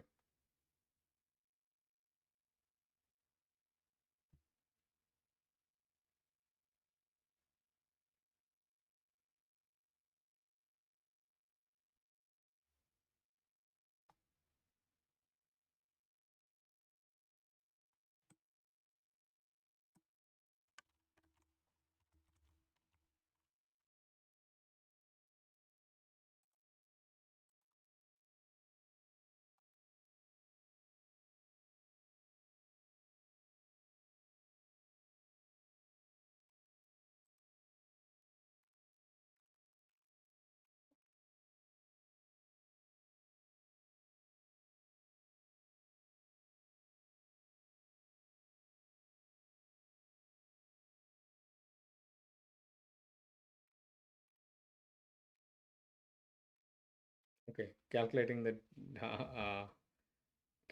the differentiation is easy usually. Like that's what I saw. 3x square, or like differentiation would become like x power 2. Basically x power 2 becomes 3 as the coefficient of x, so 3 cross 2, um, multiplied at 3 cross 2 and x power 2 minus 1, 2 minus 1. So in this case, which is equal to 6x. In the same way, like there was minus 4x, for which the derivative will become uh, minus 4x power 1 minus 1 is that will become equal to minus 4. So, okay, so that is great. Back propagation, let's fill in this notes as well, since we are on that path to fill the notes. I think these are very useful chunks. So yeah, that's how he calculated. So here what he did was 3x square minus 4x plus 5 differentiation of it. That would become 6x minus 4. 6x, what is the value of x? X value of x is 3. 6x is 18 minus 4, which became 14, which is what we have calculated here in the step. So yeah, thank you for sending me back to school, Andre. Man, yeah, I need to learn a lot. So let's get back to the back propagation, like what we saw there. So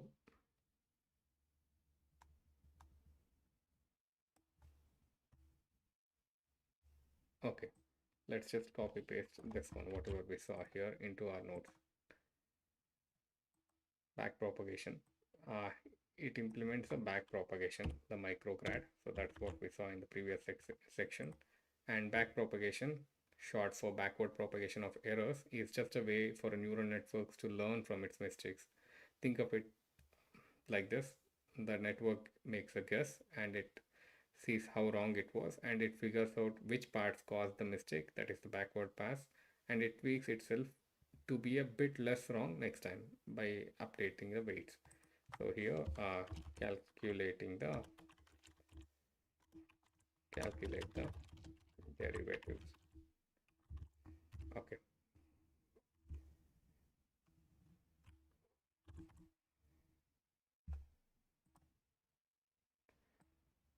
Okay, we can design it or format it later. Let's get to the next part now. That's correct.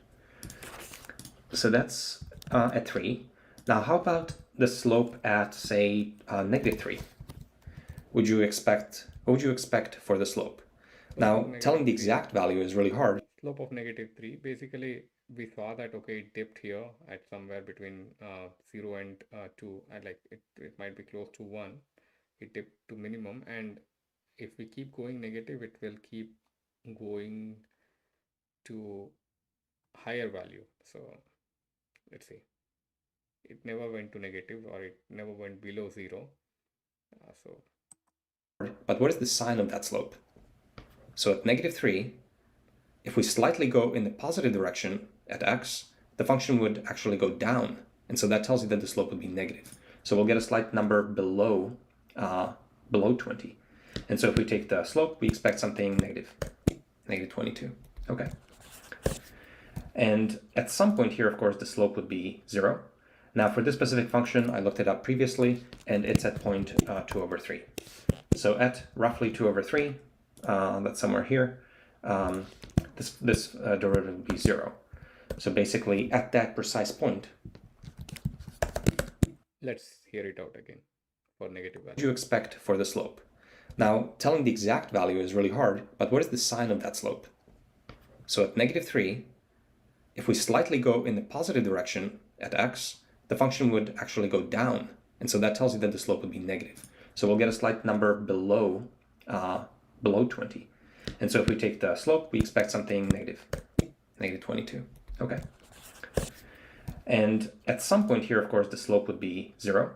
Now for this specific function, I looked it up previously, and it's at 2/3. So at roughly 2/3, that's somewhere. 2/3 is like 0.66, so it is close to 0 at 0.6666. Here, this derivative would be 0. So basically, at that precise point, at that precise point, if we nudge in a positive direction, the function doesn't respond. This stays the same almost. And so that's why the slope is 0. Okay, now let's look at a bit more complex case. So we're going to start. Okay, at that point, even if we keep nudging, the slope is 0 basically.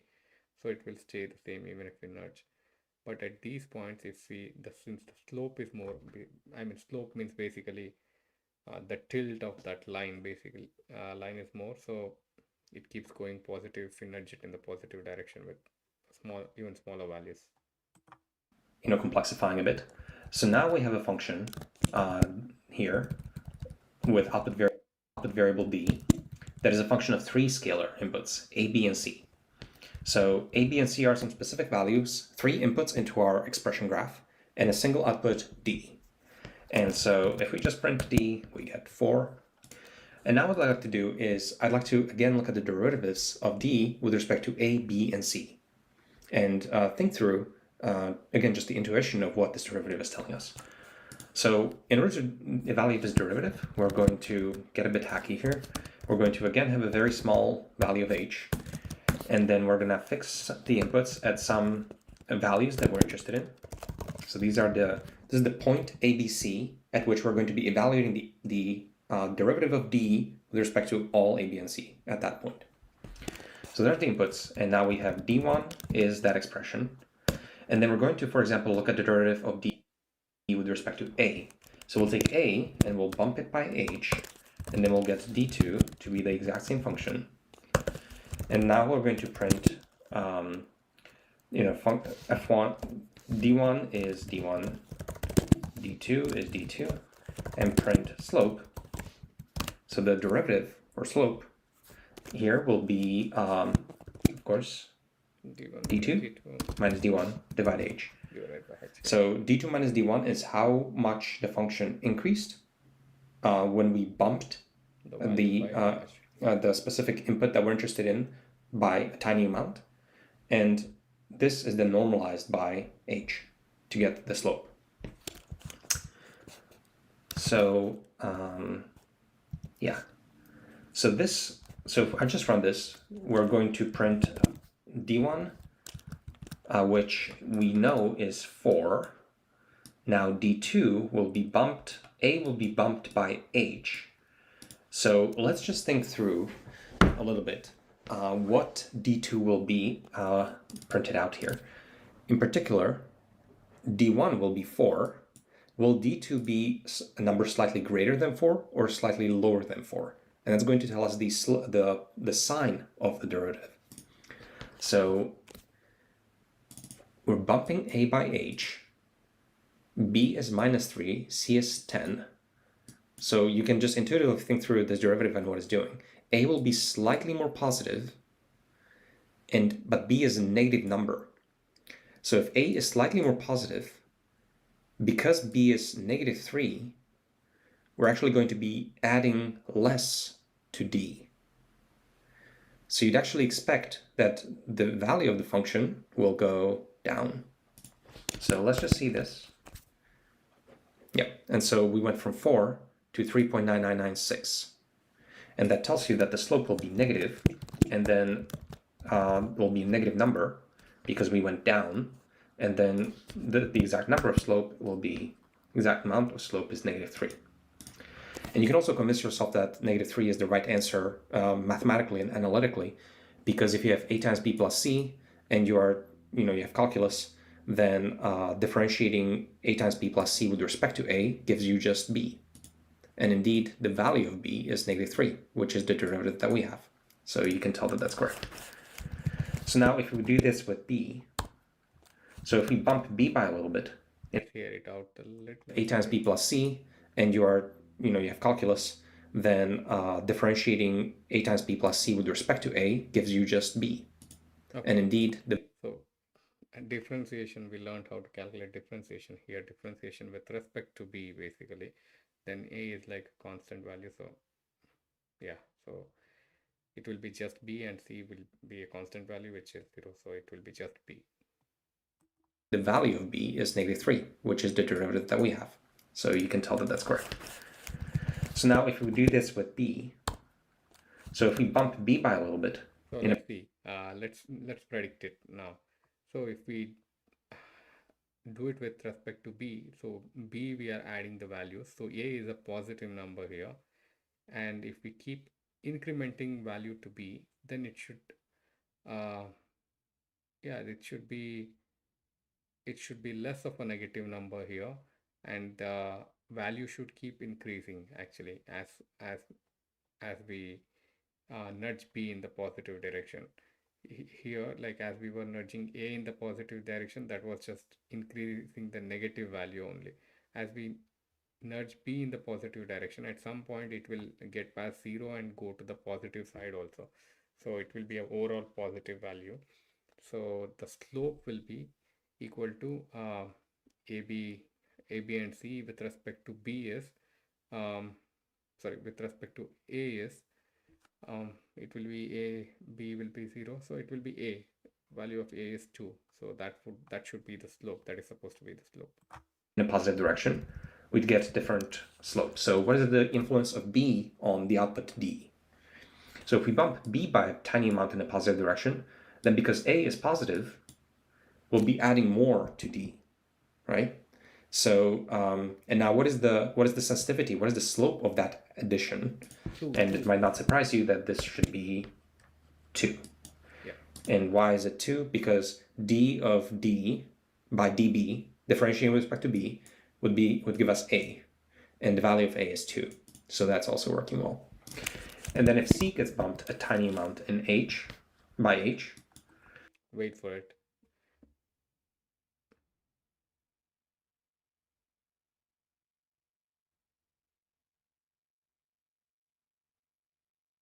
Okay, if C is bumped by a bit, then that would have a positive influence on D, and it will keep moving positively.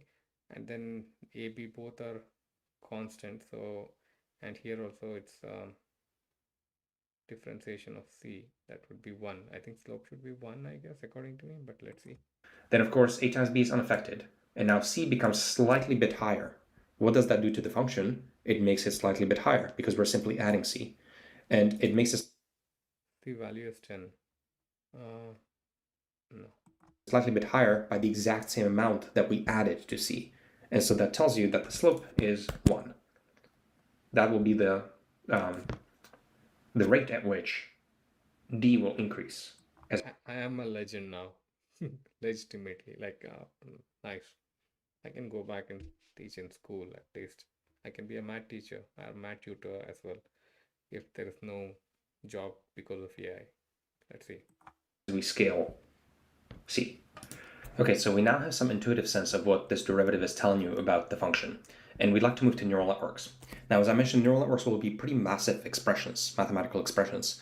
So we need some data structures that maintain these expressions, and that's what we're going to start to build out now. So we're going to build out this value object that I showed you in the README page of Micrograd. So let me copy paste a skeleton of the first very simple value object.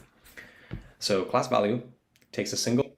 Let's try to look into our Jupyter notebook as well. Why my notebook is not looking like this. I want to start something.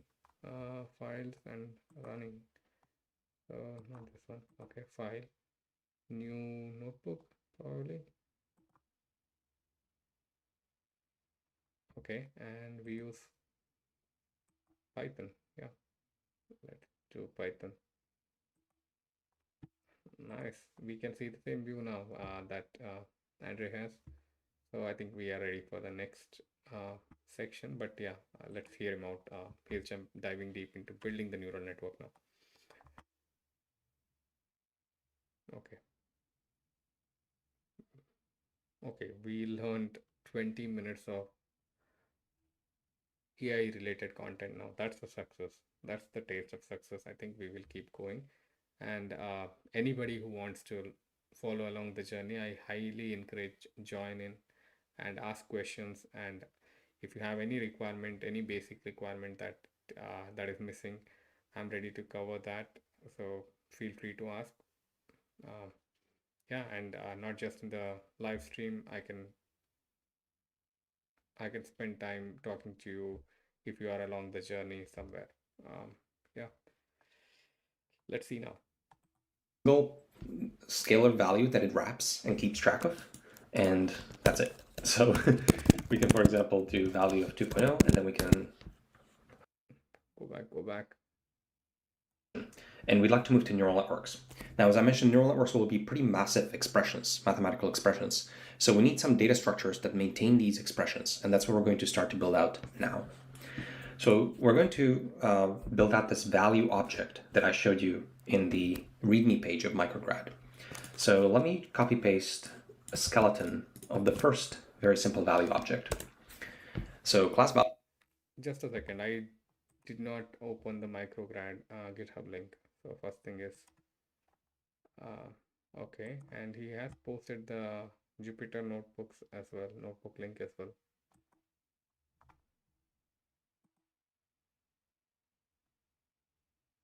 Got it. So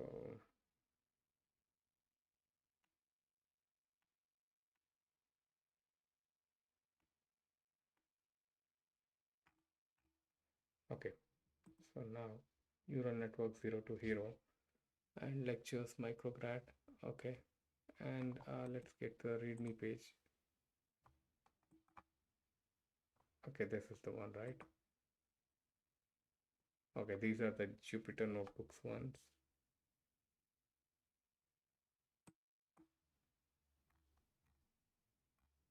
Okay, he has it here.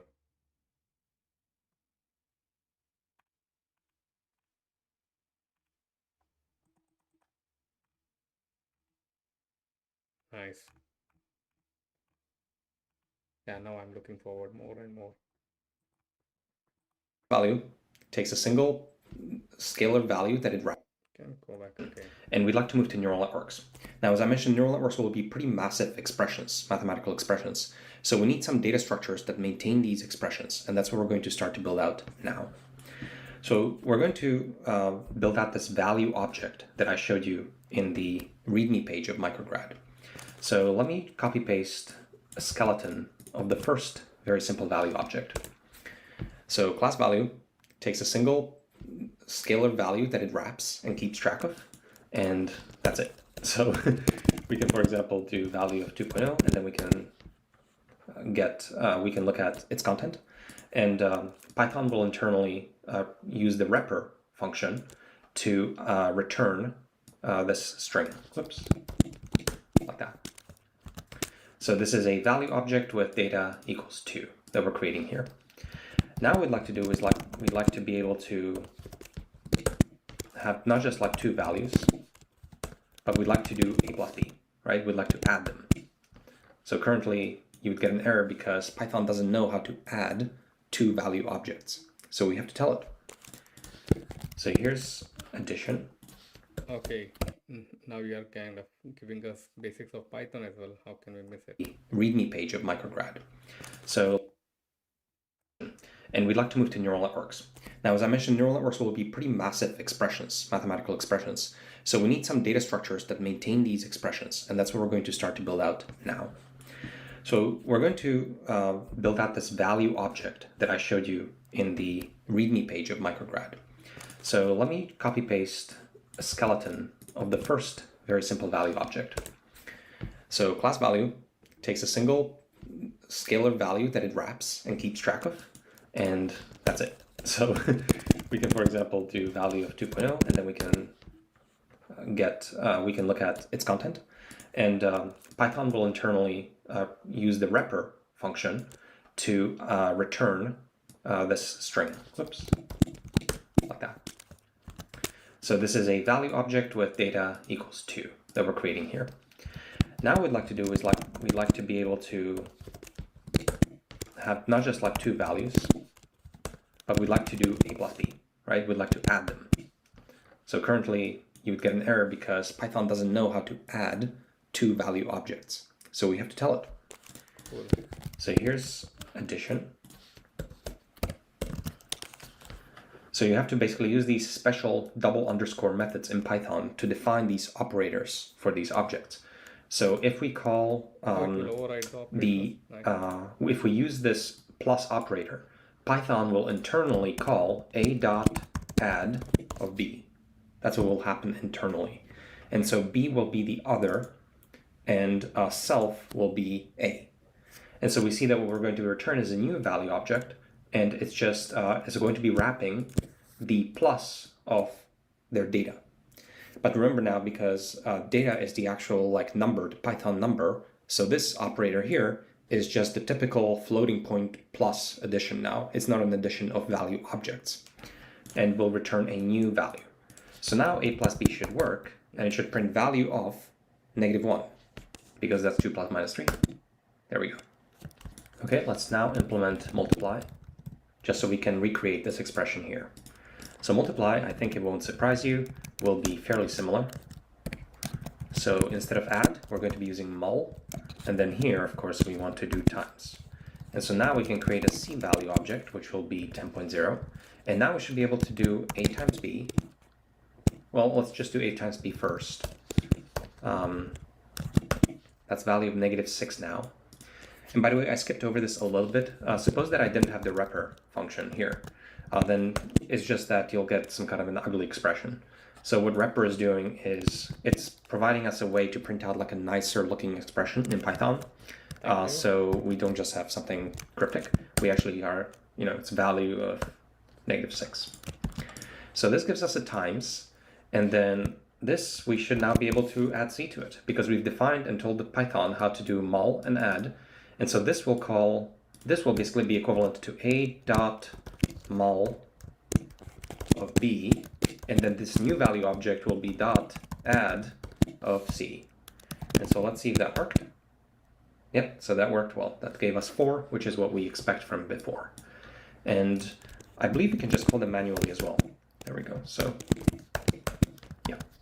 Okay, so now what we are missing is the connective tissue of this expression. As I mentioned, we want to keep these expression graphs, so we need to know and keep pointers about what values produce what other values.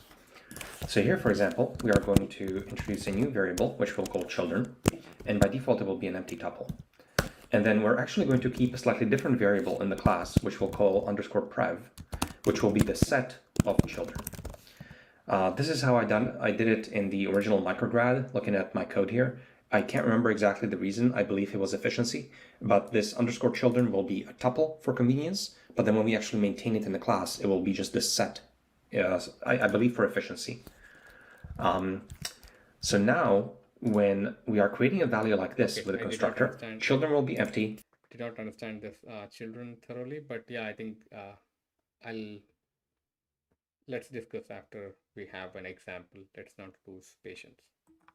And prev will be the empty set. But when we're creating a value through addition or multiplication, we're going to feed in the children of this value, which in this case is self and other. So those are the children here. So now we can do d.prev, and we'll see that the children of d we now know are a value of -6 and value of 10. And this, of course, is the value resulting from a times b and the c value, which is 10. Now, the last piece of information we don't know, so we know now the children of every single value, but we don't know what operation created this value. So we need one more element here. Let's call it _up. And by default, this is the empty set for leaves. And then we'll just maintain it here. And now the operation will be just a simple string. And in the case of addition, it's plus. In the case of multiplication, it's times. So now we not just have d.prev, we also have a d.up. And we know that d was produced by an addition of those two values. And so now we have the full mathematical expression, and we're building out this data structure, and we know exactly how each value came to be, by what expression, and from what other values.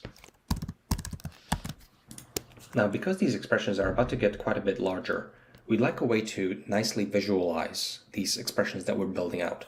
So for that, I'm going to copy-paste a bunch of slightly scary code that's going to visualize these expression graphs for us. So here's the code, and I'll explain it in a bit. But first, let me just show you what this code does. Basically, what it does is it creates a new function, draw., that we can call on some root node, and then it's going to visualize it. So if we call draw.on on d, which is this final value here, that is a times b plus c, it creates something like this. So this is d, and you see that this is a times b, creating an intermediate value, plus c, gives us this output node, d. So that's draw.on d. And I'm not going to go through this in complete detail. You can take a look at GraphViz and its API. GraphViz is an open source graph visualization software. And what we're doing here is we're building out this graph in GraphViz API. And you can basically see that trace is this helper function that enumerates all of the nodes and edges in the graph. So that just builds a set of all the nodes and edges. And then this is very cool. I think we could have used it for our algorithm live streaming as well, to plot or to visualize how the data came or how the output came, like basically what were the computation that happened in different algorithms. And we iterate through all the nodes, and we create special node objects for them in using .node. And then we also create edges using .edge. And the only thing that's like slightly tricky here is you'll notice that I basically add these fake nodes, which are these operation nodes. So for example, this node here is just like a plus node. And I create these special op nodes here, and I connect them accordingly. So these nodes, of course, are not actual nodes in the original graph. They're not actually a value object. The only value objects here are the things in squares. Those are actual value objects or representations thereof. And these op nodes are just created in this draw.routine so that it looks nice. Let's also add labels to these graphs just so we know what variables are where. So let's create a special _label, or let's just do label equals empty by default and save it in each node. And then here we're going to do label is A, label is B, label is C, and then let's create a special E equals A times B, and E.label will be E. It's kind of naughty. and E will be E plus C, and a D dot label will be D. Okay, so nothing really changes. I just added this new E function, a new E variable. And then here, when we are printing this, I'm going to print the label here. So this will be a %s bar, and this will be n.label. And so now we have the label on the left here. So it says A, B creating E, and then E plus C creates D, just like we have it here. And finally, let's make this expression just one layer deeper. So D will not be the final output node. Instead, after D, we are going to create a new value object called F. We're going to start running out of variables soon. F will be negative 2.0, and its label will, of course, just be F. And then L, capital L, will be the output of our graph, and L will be D times F. Okay, so L will be negative 8 is the output. So now we don't just draw a D, we draw L. Okay. And somehow the label of L was undefined. Oops. All that label has to be explicitly sort of given to it. There we go. So L is the output. So let's quickly recap what we've done so far. We are able to build out mathematical expressions using only plus and times so far. They are scalar valued along the way, and we can do this forward pass and build out a mathematical expression. So we have multiple inputs here, A, B, C, and F, going into a mathematical expression that produces a single output, L. And this here is visualizing the forward pass. So the output of the forward pass is negative 8. That's the value. Now, what we'd like to do next is we'd like to run backpropagation. And in backpropagation, we are going to start here at the end, and we're going to reverse and calculate the gradient along all these intermediate values. And really what we're computing for every single value here, we're going to compute the derivative of that node with respect to L. So the derivative of L with respect to L is just 1. And then we're going to derive, what is the derivative of L with respect to F, with respect to D, with respect to C, with respect to E, with respect to B, and with respect to A. And in a neural network setting, you'd be very interested in the derivative of basically this loss function, L, and build out a mathematical expression. So we have multiple... Let's go. Okay. And somehow the label of L was undefined. Oops. All that label has to be explicitly sort of given to it. There we go. So L is the output. So let's quickly recap what we've done so far. We are able to build out mathematical expressions using only plus and times so far. They are scalar valued along the way, and we can do this forward pass and build out a mathematical expression. So we have multiple inputs here, A, B, C, and F, going into a mathematical expression that produces a single output, L. And this here is visualizing the forward pass. So the output of the forward pass is negative 8. That's the value. Now, what we'd like to do next is we'd like to run backpropagation. And in backpropagation, we are going to start here at the end, and we're going to reverse and calculate the gradient along all these intermediate values. And really what we're computing for every single value here, we're going to compute the derivative of that node with respect to L. So the derivative of L with respect to L is just 1. Okay. And then we're going to derive, what is the derivative of L with respect to F, with respect to D, with respect to C? Yeah, all he means is like how does the value of L varies based on the like minor changes in these values basically. C with respect to E, with respect to B, and with respect to A. And in a neural network setting, you'd be very interested in the derivative of basically this loss function, L, with respect to the weights of a neural network. And here, of course, we have just these variables A, B, C, and F, but some of these will eventually represent the weights of a neural net. And so we'll need to know how those weights are impacting the loss function. So we'll be interested basically in the derivative of the output with respect to some of its leaf nodes. And those leaf nodes will be the weights of the neural net. And the other leaf nodes, of course, will be the data itself. But usually we will not want or use the derivative of the loss function with respect to data because the data is fixed, but the weights will be iterated on using the gradient information. So next we are going to create a variable inside the value class that maintains the derivative of L with respect to that value. And we will call this variable grad. So there's a .data and there's a self.grad, and initially it will be 0. And remember that 0 is basically means no effect. So at initialization, we're assuming that every value does not affect the output, right? Because if the gradient is 0, that means that changing this variable is not changing the loss function. So by default, we assume that the gradient is 0. And then now that we have grad and it's 0.0, we are going to be able to visualize it here after data. So here grad is 0.4f, and this will be in that grad. And now we are going to be showing both the data and the grad initialized at 0. And we are just about getting ready to calculate the backpropagation. And of course, this grad, again, as I mentioned, is represented. Go back to grad calculation significant. .data, and there's a self.grad, and initially it will hear him out. Nodes will be the weights of the neural net. Okay. And the other leaf nodes, of course, will be the data itself. But usually we will not want or use the derivative of the loss function with respect to data because the data is fixed, but the weights will be iterated on using the gradient information. So next we are going to create a variable inside the value class that maintains the derivative of L with respect to that value. Okay. And we will call this variable grad. Gradient. Okay. So there's a .data and there's a self.grad, and initially it will be 0.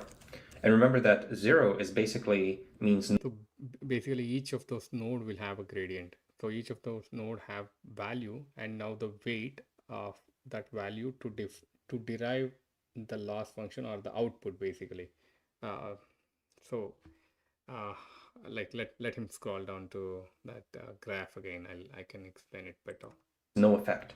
So at initialization, we're assuming that every value does not affect the output, right? Because if the gradient is 0, that means that changing this variable is not changing the loss function.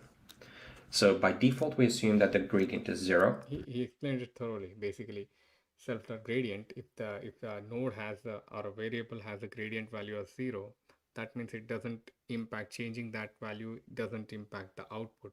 So the weight of that is 0 basically. And if the gradient is more, that means the output depends a lot more on that particular variable or the value of that variable. And if that varies, the output varies. And then now that we have grad and it's 0.0, okay, we are going to be able to visualize it here after data. So here grad is 0.4f, and this will be in that grad. And now we are going to be showing both the data and the grad initialized at 0. All the grad values. And we are just about getting ready to calculate the backpropagation. And of course, this grad, again, as I mentioned, is representing. Okay, 0.4f is basically 4 floating point values. Like I thought that's the value for some reason. That's why I went back and looked at it. How the grad value became 0.4 here. Yep. The derivative of the output. Grad value is 0, initialized to 0, and it hasn't been calculated yet. In this case, L, with respect to this value. So with respect to, so this is the derivative of L with respect to F, with respect to D, and so on. So let's now fill in those gradients and actually do backpropagation manually.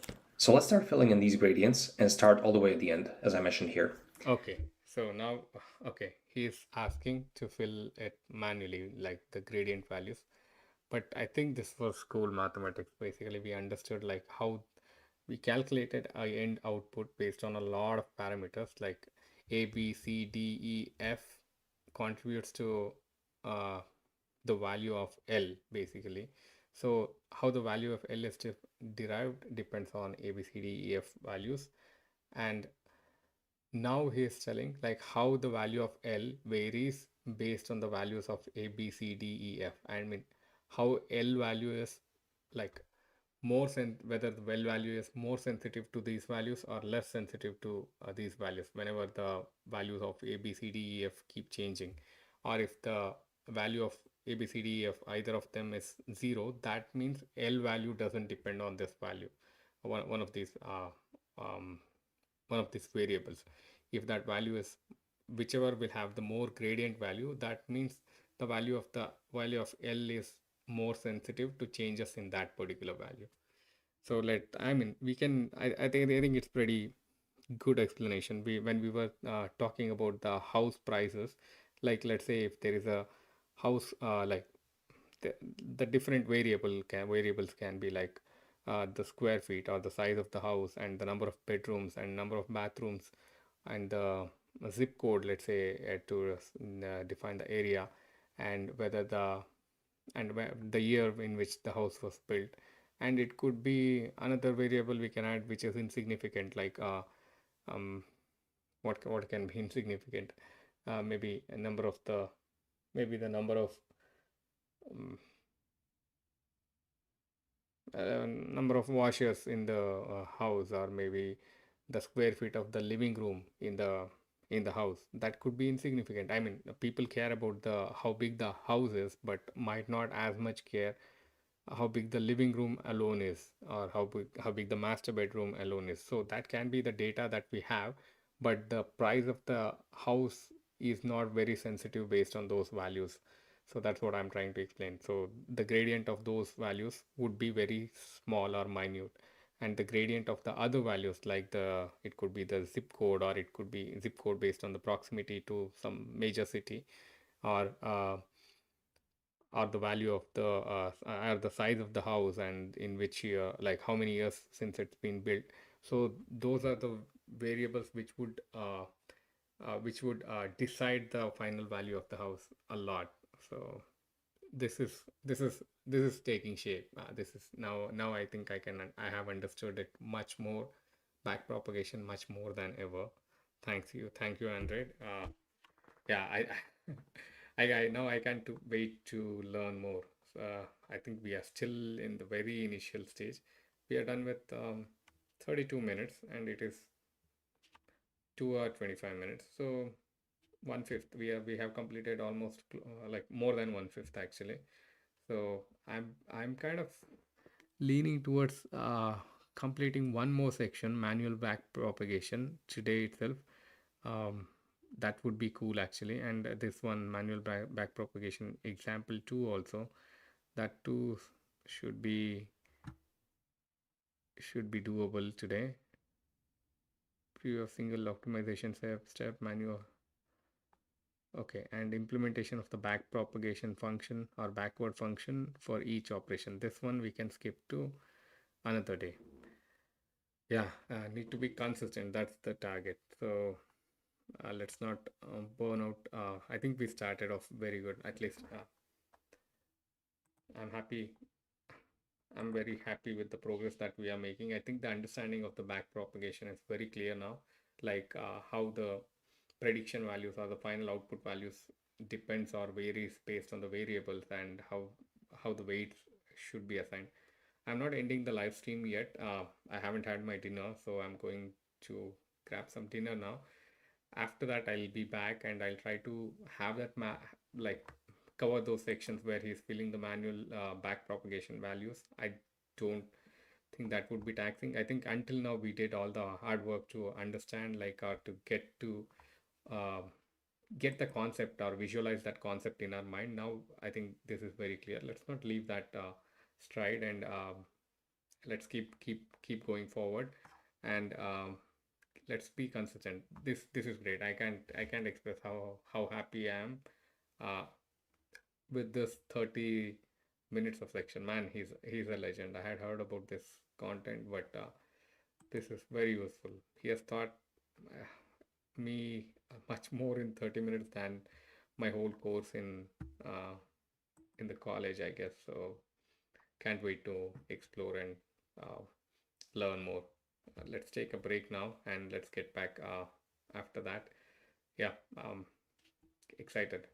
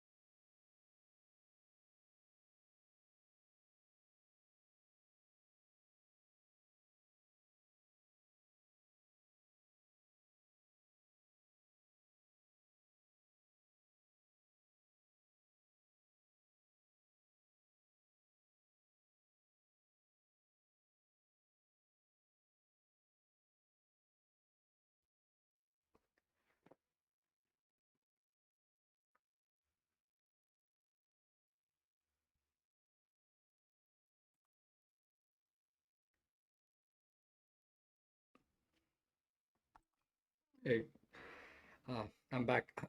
So I think it was a longer session than I anticipated in before, like because the the video itself was 2 hour 25 minutes, so I didn't expect that I'll complete it in 2 hour 25 or 2 hour 50 minutes. But I thought if I am able to live stream for some 3.5 to 4 hours, I think I should be able to complete it. But I'm anticipating it will take more time, but I don't regret it. So I think every minute of it was worth it. Like I understood the concept and the way he explained uh, in this visualization, that was great. Like uh, how the final value or the output is determined, how it depends on the input variables and what is gradient and what are weights and all that. Like it's very relatable. So let's move on to the next section now and let's try to learn it more. First, we are interested to fill in this gradient here. So what is the derivative of L with respect to L? In other words, if I change L by a tiny amount h, how much does L change? It changes by h. So it's proportional, and therefore the derivative will be 1. We can, of course, measure these or estimate these numerical gradients numerically, just like we've seen before. So if I take this expression and I create a def LOL function here and put this here.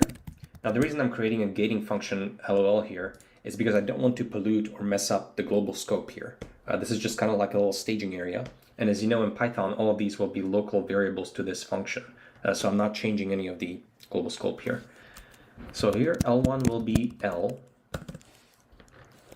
And then copy pasting this expression, we're going to add a small amount h in, for example, A, right? And this would be measuring the derivative of L with respect to A.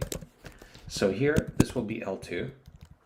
And then we want to print that derivative. So print L2 minus L1, which is how much L changed, and then normalize it by h. So this is the rise over run. And we have to be careful because L is a value node, so we actually want its data. So that these are floats dividing by h. And this should print the derivative of L with respect to A, because A is the one that we bumped a little bit by h. So what is the derivative of L with respect to A? It's 6. Okay, and obviously, if we change L by h, then that would be here effectively. This looks really awkward, but changing L by h, you see the derivative here is 1. That's kind of like the base case of what we are doing here. So basically we can come up here and we can manually set L.grad to 1. This is our manual backpropagation. L.grad is 1, and let's redraw.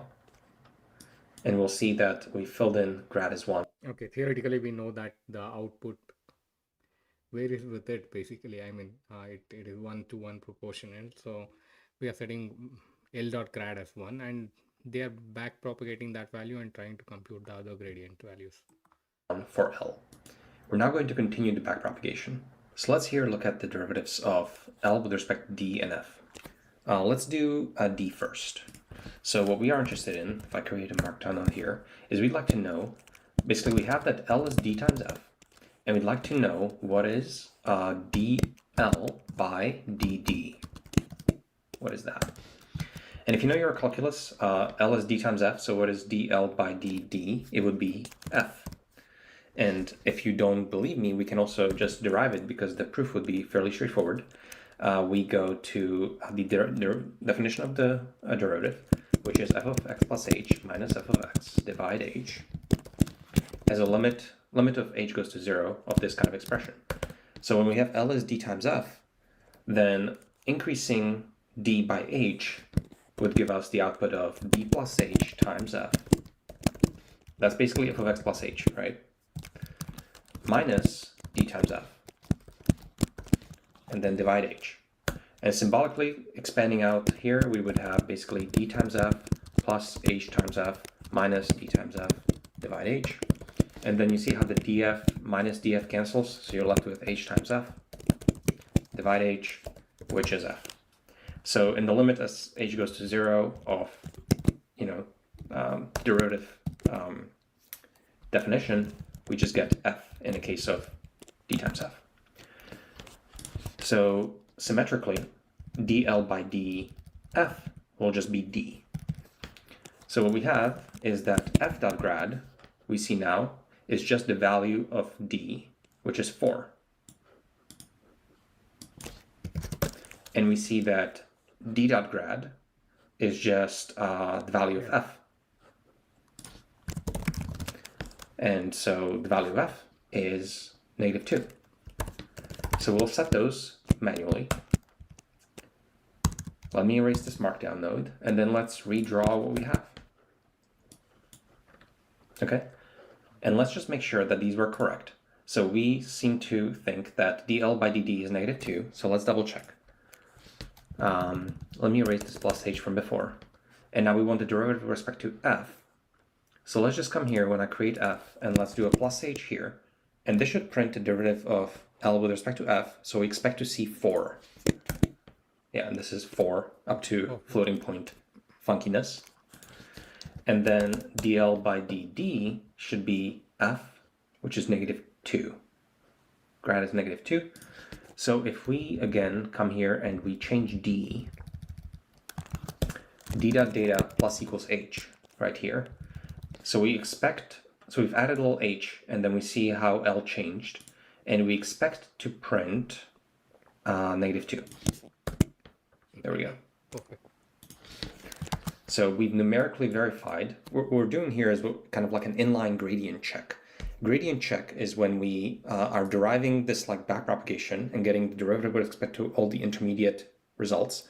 And then numerical gradient is just, estimating it using small step size. Now we're getting to the crux of backpropagation. So this will be the most important node to understand, because if you understand the gradient for this node, you understand all of backpropagation and all of training of neural nets, basically.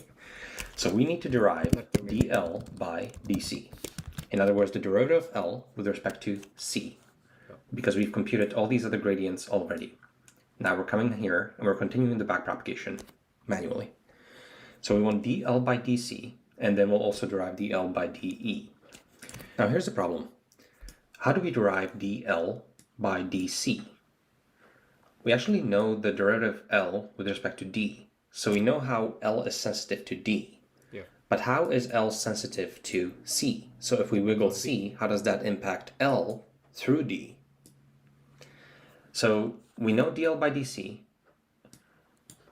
and we also here know how c impacts d. And so just very intuitively, if you know the impact that c is having on d and the impact that d is having on L, then you should be able to somehow put that information together to figure out how c impacts L. Yeah. And indeed, this is what we can actually do. So in particular, we know, just concentrating on d first, let's look at what is the derivative basically of d with respect to c. So in other words, what is dd by dc? So here we know that d is c times c plus e. That's what we know. And now we're interested in dd by dc. If you just know your calculus again and you remember that differentiating c plus e with respect to c, you know that that gives you 1.0. And we can also go back to the basics and derive this. Because again, we can go to our f of x plus h minus f of x divide by h. That's the definition of a derivative as h goes to 0. And so here, focusing on c and its effect on d, we can basically do the f of x plus h will be c is incremented by h plus e. That's the first evaluation of our function, minus c plus e. And then divide h. And so what is this? Just expanding this out, this will be c plus h plus e minus e divide h. And then you see here how c minus c cancels, e minus e cancels, we're left with h over h, which is 1.0. And so by symmetry also, d by de will be 1.0 as well. So basically the derivative of a sum expression is very simple, and this is the local derivative. So I call this the local derivative because we have the final output value all the way at the end of this graph, and we're now like a small node here, and this is a little plus node. And the little plus node doesn't know anything about the rest of the graph that it's embedded in. All it knows is that it did a plus. It took a C and an E, added them, and created a D. And this plus node also knows the local influence of C on D, or rather the derivative of D with respect to C. And it also knows the derivative of D with respect to E. But that's not what we want. That's just a local derivative. What we actually want is dL by dC. And L is here just one step away. But in a general case, this little plus node could be embedded in like a massive graph. So again, we know how L impacts D, and now we know how C and E impact D. How do we put that information together to derive dL by dC? And the answer, of course, is the chain rule in calculus. And so I pulled up chain rule here from Wikipedia, and I'm going to go through this very briefly. So chain rule, Wikipedia sometimes can be very confusing. He is doing what I was thinking of doing. Like I thought, okay, the concept will. I thought the concepts will become kind of difficult or very complicated, and he's been explaining the maths behind it aptly, how much ever is needed to intuitively understand and have fun with it as well. Like basically, I'm not feeling bored also after I started understanding. Initially, it was a bit overwhelming. I wanted to repeat and watch. Now he's been giving the visualization and how it is impacting and everything. It's great, and the way he's opening the wiki and trying to explain the chain rule and the differentiation and everything, amazing. Hats off to him. So, and that too, being so accomplished in the domain and trying to break it down to the beginners, it's like doing social service. Hats off to you. Let's get on with that. And calculus can be very confusing. Like, this is the way I learned chain rule, and it was very confusing. Like, what is happening? It's just complicated. So I like this expression much better. If a variable z depends on a variable y, which itself depends on a variable x, then z depends on x as well, obviously, through the intermediate variable y. And in this case, the chain rule is expressed as, if you want dz by dx, then you take the dz by dy and you multiply it by dy by dx. So the chain rule fundamentally is telling you how we chain these derivatives together correctly. So to differentiate through a function composition, we have to apply a multiplication of those derivatives. So that's really what chain rule is telling us. And there's a nice little intuitive explanation here, which I also think is kind of cute. The chain rule states that knowing the instantaneous rate of change of z with respect to y and y relative to x allows one to calculate the instantaneous rate of change of z relative to x as a product of those two rates of change. Simply the product of those two. So here's a good one. If a car travels twice as fast as a bicycle, and the bicycle is 4 times as fast as a walking man, then the car travels 2 times 4, 8 times as fast as the man. And so this makes it very clear that the correct thing to do, sort of, is to multiply. So car is twice as fast as bicycle, and bicycle is 4 times as fast as man. So the car will be 8 times as fast as the man. Great explanation. And so we can take these intermediate rates of change, if you will, and multiply them together. Nice. And that justifies the chain rule intuitively.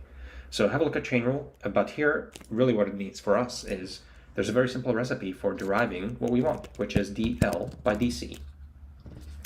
And what we have so far is we know want, and we know what is the impact of d on L. So we know dL by dd, the derivative of L with respect to dd. We know that that's -2. And now, because of this local reasoning that we've done here, we know dd by dc. Yeah. So how does c impact d? And in particular, this is a plus node, so the local derivative is simply 1.0. It's very simple. And so the chain rule tells us that dL by dc, going through this intermediate variable, will just be simply dL by dd times dd by dc. dd by dc. That's chain rule. So this is identical to what's happening here, except Z is our L, Y is our D, and X is our C. Yeah. So we literally just have to multiply these. 4. And because these local derivatives, like dd by dc, are just 1, we basically just copy over dl by dd, because this is just times 1. So what is it? So because dl by dd is negative 2, -2. what is dl by dc? 1. Well, it's the local gradient, 1.0 times dl by dd, which is negative 2. So literally what a plus node does, you can look at it that way, is it literally just routes the gradient, because the plus node's local derivatives are just 1. And so in the chain rule, 1 times dl by dd is just dl by dd. And so that derivative just gets routed to both c and to e in this case. So basically, we have that e dot grad, or let's start with c, since that's the one we've looked at, is negative 2 times 1, negative 2. And in the same way, by symmetry, e dot grad will be negative 2. That's the claim. So we can set those, we can redraw, and you see how we just assign negative 2, negative 2? Yeah. So this backpropagating signal, which is carrying the information of like what is the derivative of L with respect to all the intermediate nodes, we can imagine it almost like flowing backwards through the graph, and a plus node will simply distribute the derivative to all the leaf nodes, to all the children nodes of it. So this is the claim, and now let's verify it. So let me remove the plus h here from before. And now instead what we want to do is we want to increment c. So c.data will be incremented by h. And when I run this, we expect to see negative 2. Negative 2. Okay. And then of course for e, so e.data plus equals h, and we expect to see negative 2. Simple. So those are the derivatives of these internal nodes. And now we're going to recurse our way backwards again. And we're again going to apply the chain rule. So here we go, our second application of chain rule, and we will apply it all the way through the graph. We just happen to only have one more node remaining. We have that dl by de, as we have just calculated, is negative 2. So we know that. So we know the derivative of L with respect to e. And now we want dl by dA, right? dl by dB. And the chain rule is telling us that that's just dl by de, negative 2, times the local gradient. So what is the local gradient? Basically dE by dA. We have to look at that. So I'm a little times node inside a massive graph, and I only know that I did A times B, and I produced an E. So now what is dE by dA and dE by dB? That's the only thing that I sort of know about. That's my local gradient. Yeah. So because we have that E is A times B, we're asking what is dE by dA? Is equal to dA. And of course we just did that here. We had a times, so I'm not going to rederive it. But B. If you want to differentiate this with respect to A, you'll just get B, right? The value of B, yeah, which in this case is negative 3.0. So basically we have that dl by dA. Well, let me just do it right here. We have that a dot grad, and we are applying chain rule here, is dl by de, which we see here is negative 2, times, what is dE by dA? It's the value of B, which is negative 3. That's it. And then we have b dot grad is again dl by de, which is negative 2, just the same way, times, what is dE by dB? Is the value of A, which is 2.0. That's the value of A.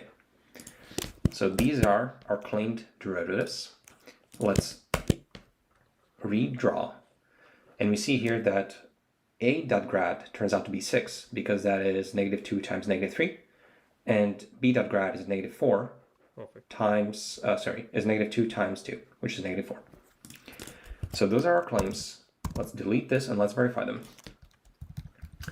We have A here, A dot data plus equals H. So the claim is that a.grad is 6. Let's verify. 6. And we have b.data plus equals h. So nudging b by h and looking at what happens, we claim it's -4. And indeed, it's -4. Plus minus, again, float, oddness. Yeah. And that's it. That was the manual backpropagation all the way from here to all the leaf nodes. And we've done it piece by piece. And really all we've done is, as you saw, we iterated through all the nodes one by one and locally applied the chain rule. We always know what is the derivative of L with respect to this little output. And then we look at how this output was produced. This output was produced through some operation, and we have the pointers to the children nodes of this operation. And so in this little operation, we know what the local derivatives are, and we just multiply them onto the derivative always. So we just go through and recursively multiply on the local derivatives.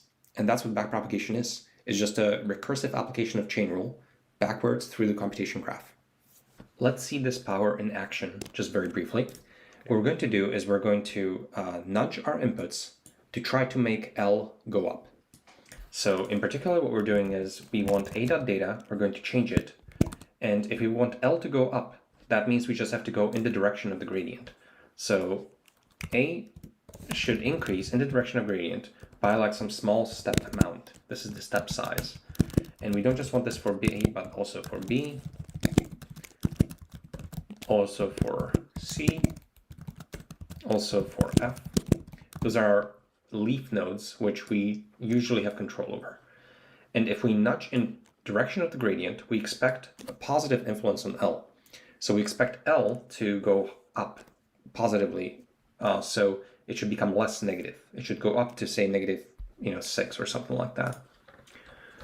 It's hard to tell exactly. And we'd have to rerun the forward pass. So let me just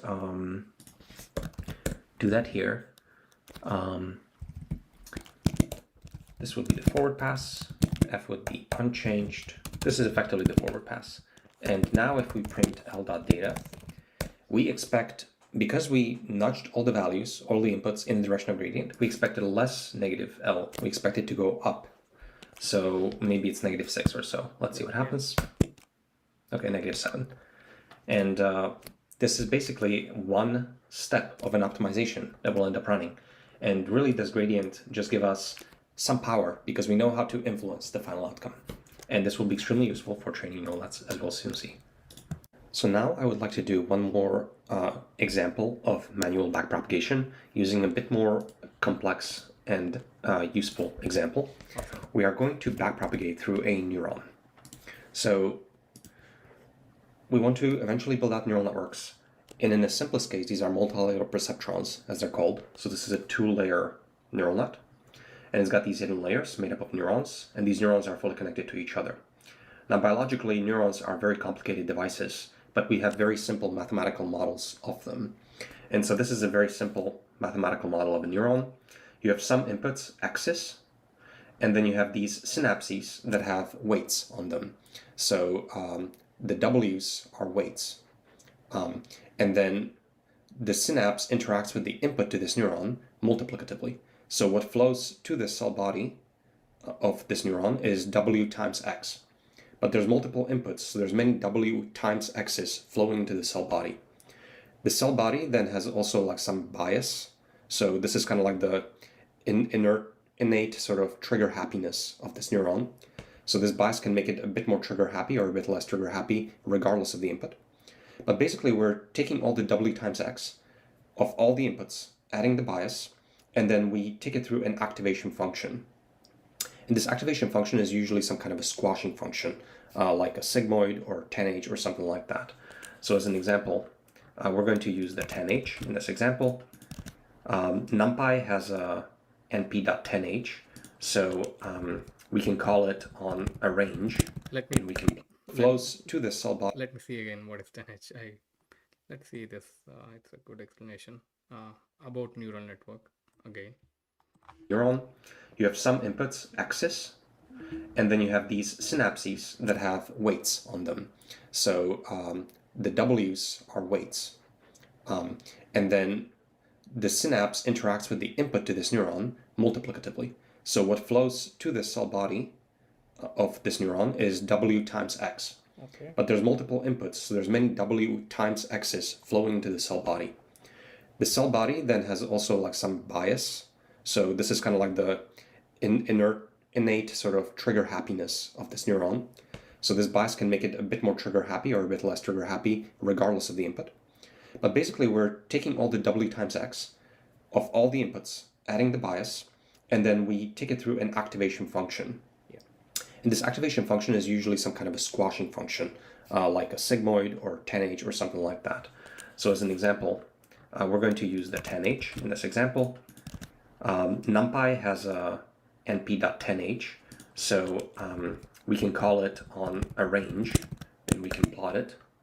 This is the tanh function, and you see that the inputs, as they come in, get squashed on the y coordinate here. So right at 0, we're going to get exactly 0, and then as you go more positive in the input, then you'll see that the function will only go up to 1 and then plateau out.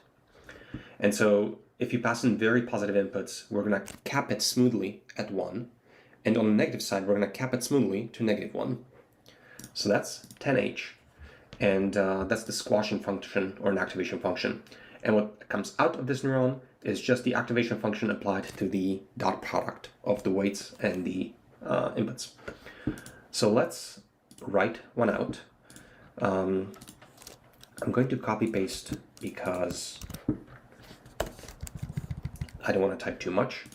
But okay, so here we have the inputs x1, x2. So this is a two-dimensional neuron. So two inputs are going to come in. These are thought of as the weights of this neuron. Weights W1, W2. And these weights, again, are the synaptic strengths for each input. And this is the bias of the neuron, B. And now what we want to do is, according to this model, we need to multiply x1 times W1 and x2 times W2. And then we need to add bias on top of it. And it gets a little messy here, but all we are trying to do is x1 W1 plus x2 W2 plus b. And these are multiplied here. Except I'm doing it in small steps so that we actually have pointers to all these intermediate nodes. So we have x1 W1 variable, x2 W2 variable, and I'm also labeling them. So n is now the cell body raw activation without the activation function for now. And this should be enough to basically plot it. So draw dot of n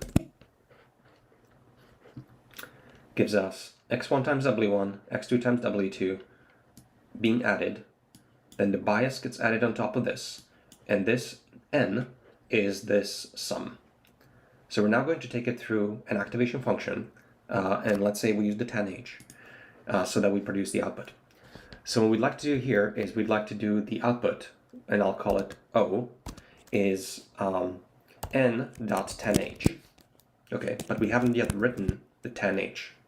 Now, the reason that we need to implement another tanh function here is that tanh is a hyperbolic function, and we've only so far implemented a plus and a times, and you can't make a tanh out of just pluses and times. You also need exponentiation. So tanh is this kind of a formula here. You can use either one of these, and you see that there's exponentiation involved, which we have not implemented yet for our low value node here. So we're not going to be able to produce tanh yet, and we have to go back up and implement something like it. Yeah. Now, one option here is we could actually implement exponentiation, right?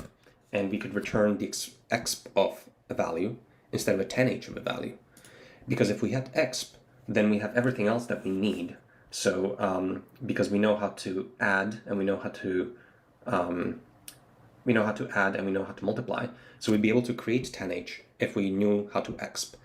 But for the purposes of this example, I specifically wanted to show you that we don't necessarily need to have the most atomic pieces in this value object. We can actually create functions at arbitrary points of abstraction. They can be complicated functions, but they can be also very, very simple functions like a plus. And it's totally up to us. The only thing that matters is that we know how to differentiate through any one function. So we take some inputs and we make an output. The only thing that matters, it can be arbitrarily complex function. as long as you know how to create the local derivative. If you know the local derivative of how the inputs impact the output, then that's all you need. So we're going to cluster up all of this expression, and we're not going to break it down to its atomic pieces. We're just going to directly implement tanh. So let's do that. Def tanh, and then out will be a value of, and we need this expression here. So let me actually copy paste. Let's grab n, which is a self.theta, and then this, I believe, is the tanh. Math.exp of n minus 1 over 2n plus 1. Maybe I can call this x, just so that it matches exactly. Okay, and now this will be t, and children of this node, there's just one child, and I'm wrapping it in a tuple, so this is a tuple of one object, just self, and here the name of this operation will be tanh, and we're going to return that. Okay, so now values should be implementing tanh, and now we can scroll all the way down here and we can actually do n.tanh, and that's going to return the tanh output of n. And now we should be able to draw it out of O, not of n. So let's see how that worked. There we go. N went through tanh to produce this output. So now tanh is a sort of our little micrograd supported node here as an operation. Okay. And as long as we know the derivative of tanh, then we'll be able to backpropagate through it. Now let's see this tanh in action. Currently it's not squashing too much because the input to it is pretty low. So if the bias was increased to say 8, then we'll see that what's flowing into the tanh now is 2, and tanh is squashing it to 0.96. So we're already hitting the tail of this tanh, and it will sort of smoothly go up to 1 and then plateau out over there. Okay, so now I'm going to do something slightly strange. I'm going to change this bias from 8 to this number, 6.88, etc. And I'm going to do this for specific reasons because we're about to start backpropagation, and I want to make sure that our numbers come out nice. They're not like very crazy numbers, they're nice numbers that we can sort of understand in our head. Let me also add O's label. O is short for output here. So that's the R. Okay, so 0.88 flows into tanh, comes out 0.7, so on. So now we're going to do backpropagation, and we're going to fill in all the gradients. So what is the derivative O with respect to all the inputs here? And of course, in a typical neural network setting, what we really care about the most is the derivative of these neurons on the weights specifically, the W2 and W1, because those are the weights that we're going to be changing part of the optimization. Yeah. And the other thing that we have to remember is here we have only a single neuron, but in a neural net you typically have many neurons and they're connected. So this is only like one small neuron, a piece of a much bigger puzzle, and eventually there's a loss function that sort of measures the accuracy of the neural net, and we're backpropagating with respect to that accuracy and trying to increase it. So let's start off backpropagation here in the end. What is the derivative of O with respect to O? The base case, sort of, we know always, is that the gradient is just 1.0. So let me fill it in, and then let me split out the drawing function here, and then here cell clear this output here. Okay, so now when we draw O, we'll see that that grad is 1. So now we're going to backpropagate through the tanh. So to backpropagate through tanh, we need to know the local derivative of tanh.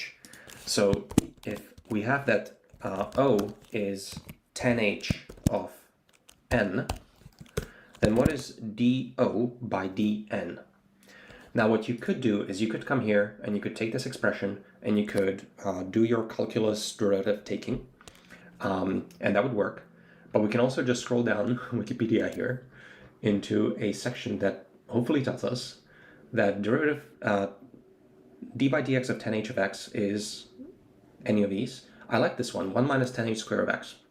So this is 1 minus tanh of x squared So basically what this is saying is that do by dn is 1 minus 10h of n squared. And we already have 10h of n. It's just o. Minus 2 10. So it's 1 minus o squared. So o is the output here. So the output is this number. O.data is this number.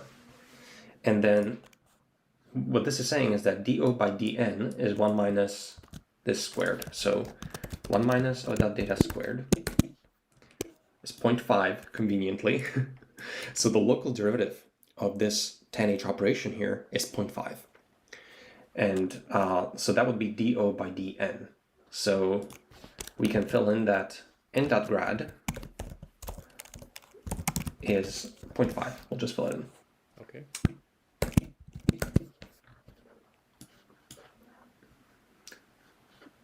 So this is exactly 0.5, 1/2.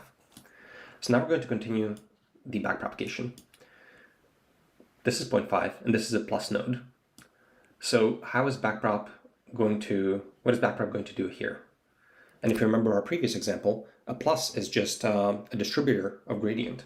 Yeah. So this gradient will simply flow to both of these equally. And that's because the local derivative of this operation is 1 for every one of its nodes. So 1 times 0.5 is 0.5. So therefore, we know that this node here, which we called this, its grad is just 0.5. And we know that b.grad is also 0.5. So let's set those and let's draw. So those are 0.5. Continuing, we have another plus. 0.5, again, we'll just distribute. So 0.5 will flow to both of these. So we can set theirs. x2w2 as well. That grad is 0.5 as well. And let's redraw. Pluses are my favorite operations to backpropagate through because it's very simple. So now what's flowing into these expressions is 0.5. And so really, again, keep in mind what the derivative is telling us at every point in time along here. This is saying that if we want the output of this neuron to increase, then the influence on these expressions is positive on the output. Both of them are positive contribution to the output. Yeah. So now backpropagating to x2 and w2 first. This is a times node. So we know that the local derivative is, the other term. So if we want to calculate x2.grad, then can you think through what it's going to be? x2.grad. It should be x1 w1, I guess, or x1 star w1.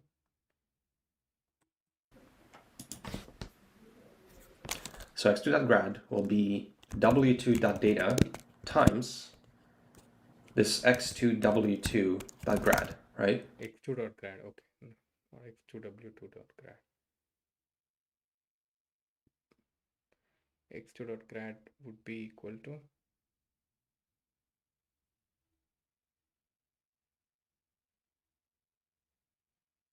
w2.data multiplied by the grad, whatever we get.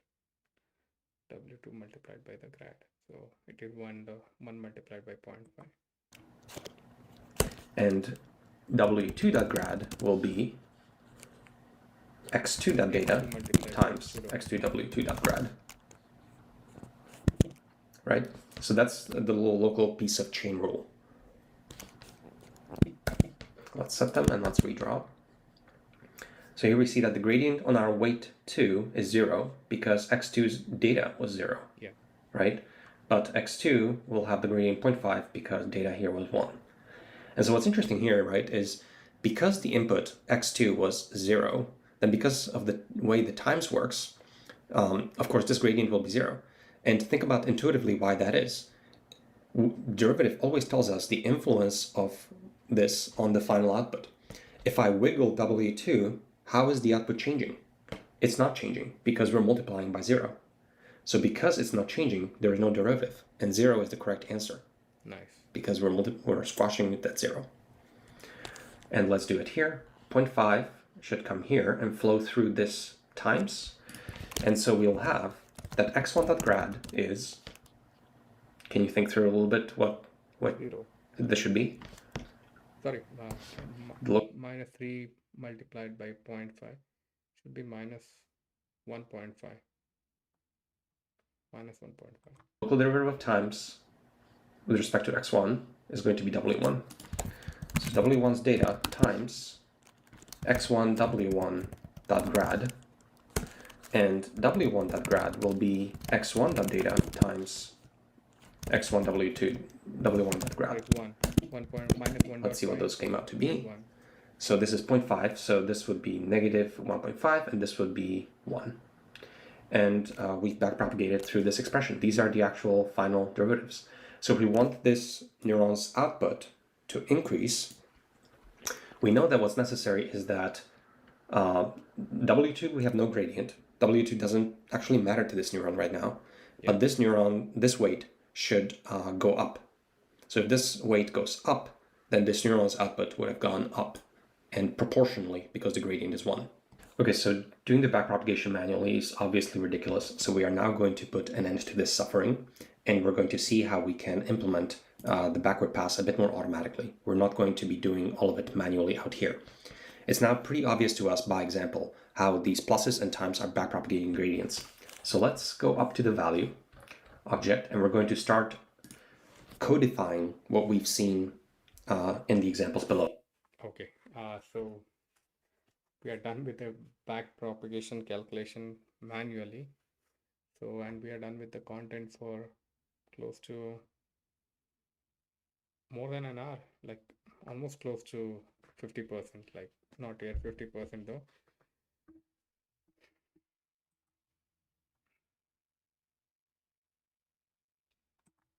It's not yet 50%, but we are close to that. I think this is more than what I sought out for to understand on day one. So this is amazing. I can't wait to build our own GPT and other things that he has been teaching. I think the next sessions that I think this manual backpropagation, these things, calculations, I think we can just, the coding was not complicated in that understanding the calculation and getting a intuitive feel of how the gradient will impact the value of the final output, or how to set it or increase the accuracy by backpropagation. To get that intuitive feel, it was more important rather than just trying to run that math or Python. I think we can have a Python session on the side probably where we can cover this if somebody asks for it. But yeah, otherwise I feel comfortable with this. Probably let's see if we can get time. Otherwise also I think now let's summarize what we learned at least in this manual backpropagation for now, and then let's end this session, and let's start from the next section, which is implementing the backward function for each operation. And yeah, I think there are a lot many exciting. Implementing the backward function for a whole expression graph, fixing a backpropagation bug when one node is used multiple times, breaking up the tanh, exercising with more operations,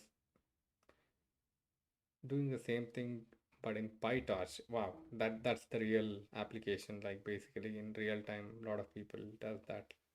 ML engineer or AI engineer. That would be the first step to becoming an AI engineer. And yeah, and then this one, I'm not sure what is that section. It says mostly played, so that must be complicated as well. Creating a tiny data set, writing the loss function, collecting all of the parameter of the neural network, doing gradient descent optimizing manually, and training the network. Summary of what we learned, how to go towards the modern neural networks, walkthrough of the full course of micrograd on GitHub, diving into PyTorch, finding their backward path for tanh. Conclusion, man, this guy is a legend. He has that recap and everything there. Like I don't think I have to do anything. I have to just sit and study. And now, since I've been staying accountable, I'm studying live here and trying not to pretend though as if I know everything. I'm trying to learn the whole intention of this is to learn and help others learn if possible, if I can. I can do anything for those two. Yeah, learning is the main intention. Let's go, let's roll. Let me summarize quickly, and let's, if possible, we can make notes. Okay, this is calculation of the derivatives. I don't think I can do justice for the diagram that he had and the explanation that he provided. Uh, yeah, with any notes, like he gave a very good intuitive explanation for everything, and that was too good. Back propagating it manually, yeah,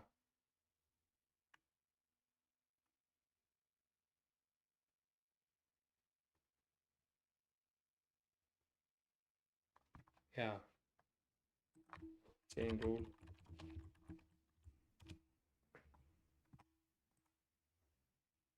Okay, in calculus, the chain rule is a formula that expresses the derivatives of the composition of two differentiable functions f and g in terms of the derivatives of f and g. More precisely, if h is equal to f star g is the function such that h of x is equal to f of g of x for every x, then chain rule is okay. This is okay. The chain rule may be expressed in notation if a variable. Okay, intuitive explanation. Let's go to that. Intuitively, the chain rule states that knowing the instantaneous rate of change of c relative to y and that of y relative to x allows one to calculate the instantaneous rate of the change of z relative to x. Yeah, that's exactly the thing. And this explanation is good too. That can make it up to our nodes, I guess. Chain rule. Okay, I think we can write that math also, like manually. Like we don't need any Python programming or anything for that, but I need to understand or practice that math probably. That would be very good, very cool. Uh, how to go about it? I don't want to watch the entire video again. So let me think. How can I summarize it very well? Let's go back to this one. Okay. Now here, the core value objects in microgrid refers to a custom value class as the fundamental building block for constructing each mathematical expressions, and then wrapping numerical values. A value object wraps a single numerical value, like it could be -2, 3, 2, 0, or anything. This allows microgrid to handle the numbers within its custom framework. Okay. Each value object maintains several crucial attributes. Data stores the actual numerical value of the node, representing the result of the forward pass calculation. Underscore priv, a set of child value objects that were inputs to the operation that produced the current value. Okay. A set of child value objects that were inputs to the operation that produce the current value. Okay, that totally makes sense. A child value objects that were inputs to the operation that produce the current value.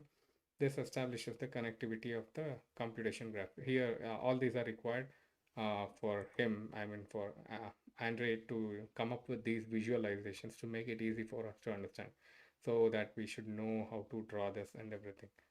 Yeah. It by So that was required. And then what else we need to understand there? What other things were mentioned? So there was an operation, underscore operation, that we can define, a string representing a mathematical operation, example plus minus tan h or something like that. So let's add these into our nodes as well. Uh, so manual representation, how would I manual representation of back propagation? Okay. Okay, this is in chain rule. So key attributes, wrapping numerical values, say value objects, wraps everything. Okay, and also the next thing is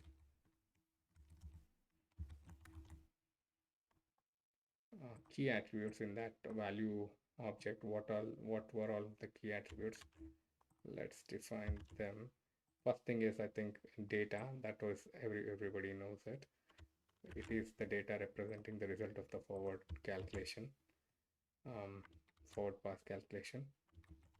And there was a priv object which represents the inputs to the operation. This establishes the connectivity of the computation graph. That makes sense.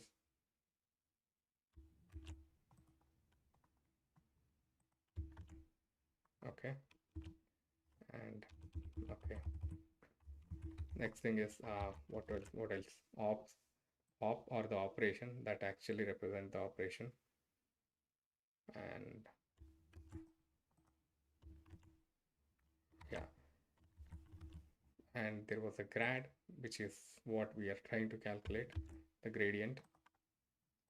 So the gradient stores the derivative of the final output with respect to this particular value object. So basically, here if we go, yeah, here we are calculating how this one contributes to the derivative of the final output, not to the next one, next parent, or this one. So that's what here we are trying to say. Stores the derivative of the final output or the loss function. Derivative of the final output is loss function with respect to this particular value object. This gradient initialized to 0 quantifies how the sensitive the output is to this tiny changes in this value. Okay, awesome.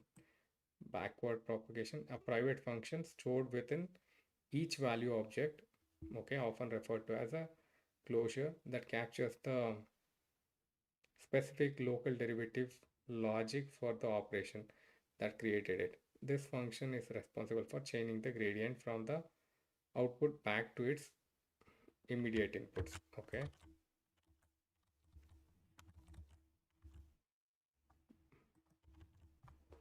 So where did we represent this one, or what did it represent in that backward? Let's see.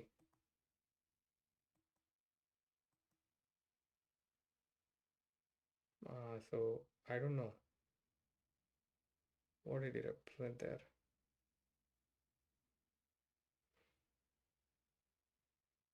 Okay, backward. Probably he defined it in the beginning itself, right?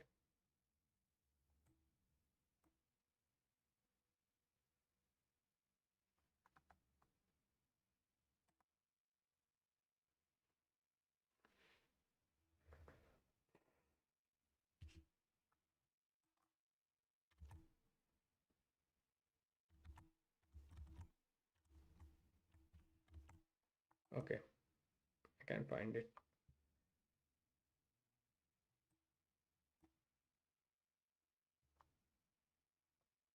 Okay, class value. Last piece of information we don't know is this final value here, that is 8 are these operation nodes. So for example, this node here is just like a plus node. And I create these special op nodes here, and I connect them accordingly.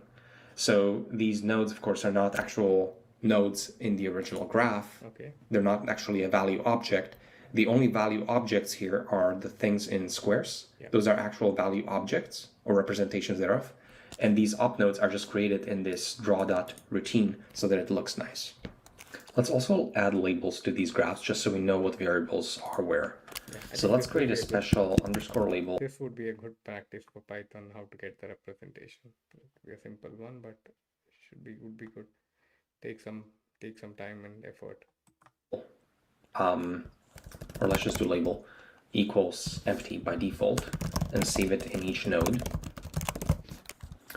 Plot here. So it says A, f will be negative 2.0. Expressions using only plus and time with respect to f are impact data itself, be 0. And remember that 0 is basically means no effect. So at initialization, we're assuming that every value does.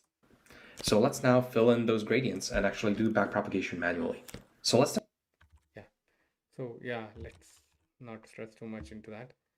So there's a grad value and there's a backward is a private function stored within each value object that captures the specific local derivative logic for the operation that created it. This function is responsible for chaining the gradient from the output back to its immediate input. So this is something which we need to add or calculate, I guess. Building the mathematical expression, value objects can be combined using supported operations like addition, multiplication, exponentiation, negation, and other functions like tanh or exponential. When these operations are performed, they create a new value object that wraps the result and explicitly builds an expression graph. This graph represents the entire flow of the computation from inputs to the final output. The data attribute of the final value object holds the result of this forward pass. Okay. So yeah, building this forward pass was the intention of that logic basically. Automated differentiation or the backward pass, that is something which we need to look into. The core power of the value objects lies in enabling the backpropagation. When the backward method is called on the final output value object, typically the loss function in a neural network, it initiates a process that traverses the expression graph backward from the output to the input leaves nodes. It recursively applies the chain rule from calculus. Each value object's backward function uses the incoming gradient from the nodes further down the computation graph and its own local derivative based on its app. Okay, the to calculate the accumulate. Okay, this process efficiently computes the gradient attribute for all relevant value objects in the graph, indicating how each intermediate and input value affects the final output. Pedagogical design, micrograd's value objects primarily handle scalar values here that was mentioned rather than multi-dimensional tensors used in actual production libraries like PyTorch. This design choice is purely pedagogical, aiming to simplify the understanding of the backpropagation and chain rule without adding the complexity of tensor operations, while the underlying mathematical principles remain identical. Okay, let's add this one. So we are learning the mathematical principle behind the calculation here. That's the whole intention. We are not building the something we are not assuming that the micrograd is something which we will be using in production or which will be useful later on. So yeah, let me understand read the definition of this one. I don't use it much. Relating to teaching, pedagog pedagogical, pedagogical. pedagogical, Okay, pedagogical. It is pedagogical. So pedagogical is relating to teaching. Okay, that makes sense. So nothing else, I guess. I thoroughly enjoyed. Actually, I didn't expect to enjoy learning this one. I should have started much before. That's the only regret, I guess. Other than that, happy learning. Nothing makes us happy than learning, I guess. It makes us feel good about ourselves. Like it's like working out, going to gym. Like until we go to gym, get to gym, we feel lazy, and by the time we come back, we will be feeling so good about ourselves. The same way learning, like it's like going to gym. Like it's hard to make time for it. It's hard to prioritize it within our daily lives. But once we learn it without any expectation, nothing feels better than this. Learning something new, that should be our like day-to-day thing. Let's make this also heading to okay, pedagogical design. Let's add this to the top basically because they declared it before anything. Okay, so then I think nothing else. So let's meet in the next session very soon. I'm still contemplating. Uh, I have a busy schedule almost every day, but it's not like as if I do not have any time to eat or do anything else. I waste some time, but yeah, I'll try to make the most of it whenever I have the patience. I think I'll get back. Worst case, if I cannot make time on the weekday with the work and commute and everything, I'll get back to you on this weekend. So that's a promise. Yeah, we'll see you on the weekend. Let's keep the learning journey alive. Let's stay curious. Let's keep learning. And if you have any questions about this journey or the curriculum, how did I come up with that, or if you have any suggestions, if you have already done all this, and if you have any suggestions for me to learn, feel free to comment and feel free to keep it interactive. Let's learn from each other and let's keep improving. Thank you. Good night.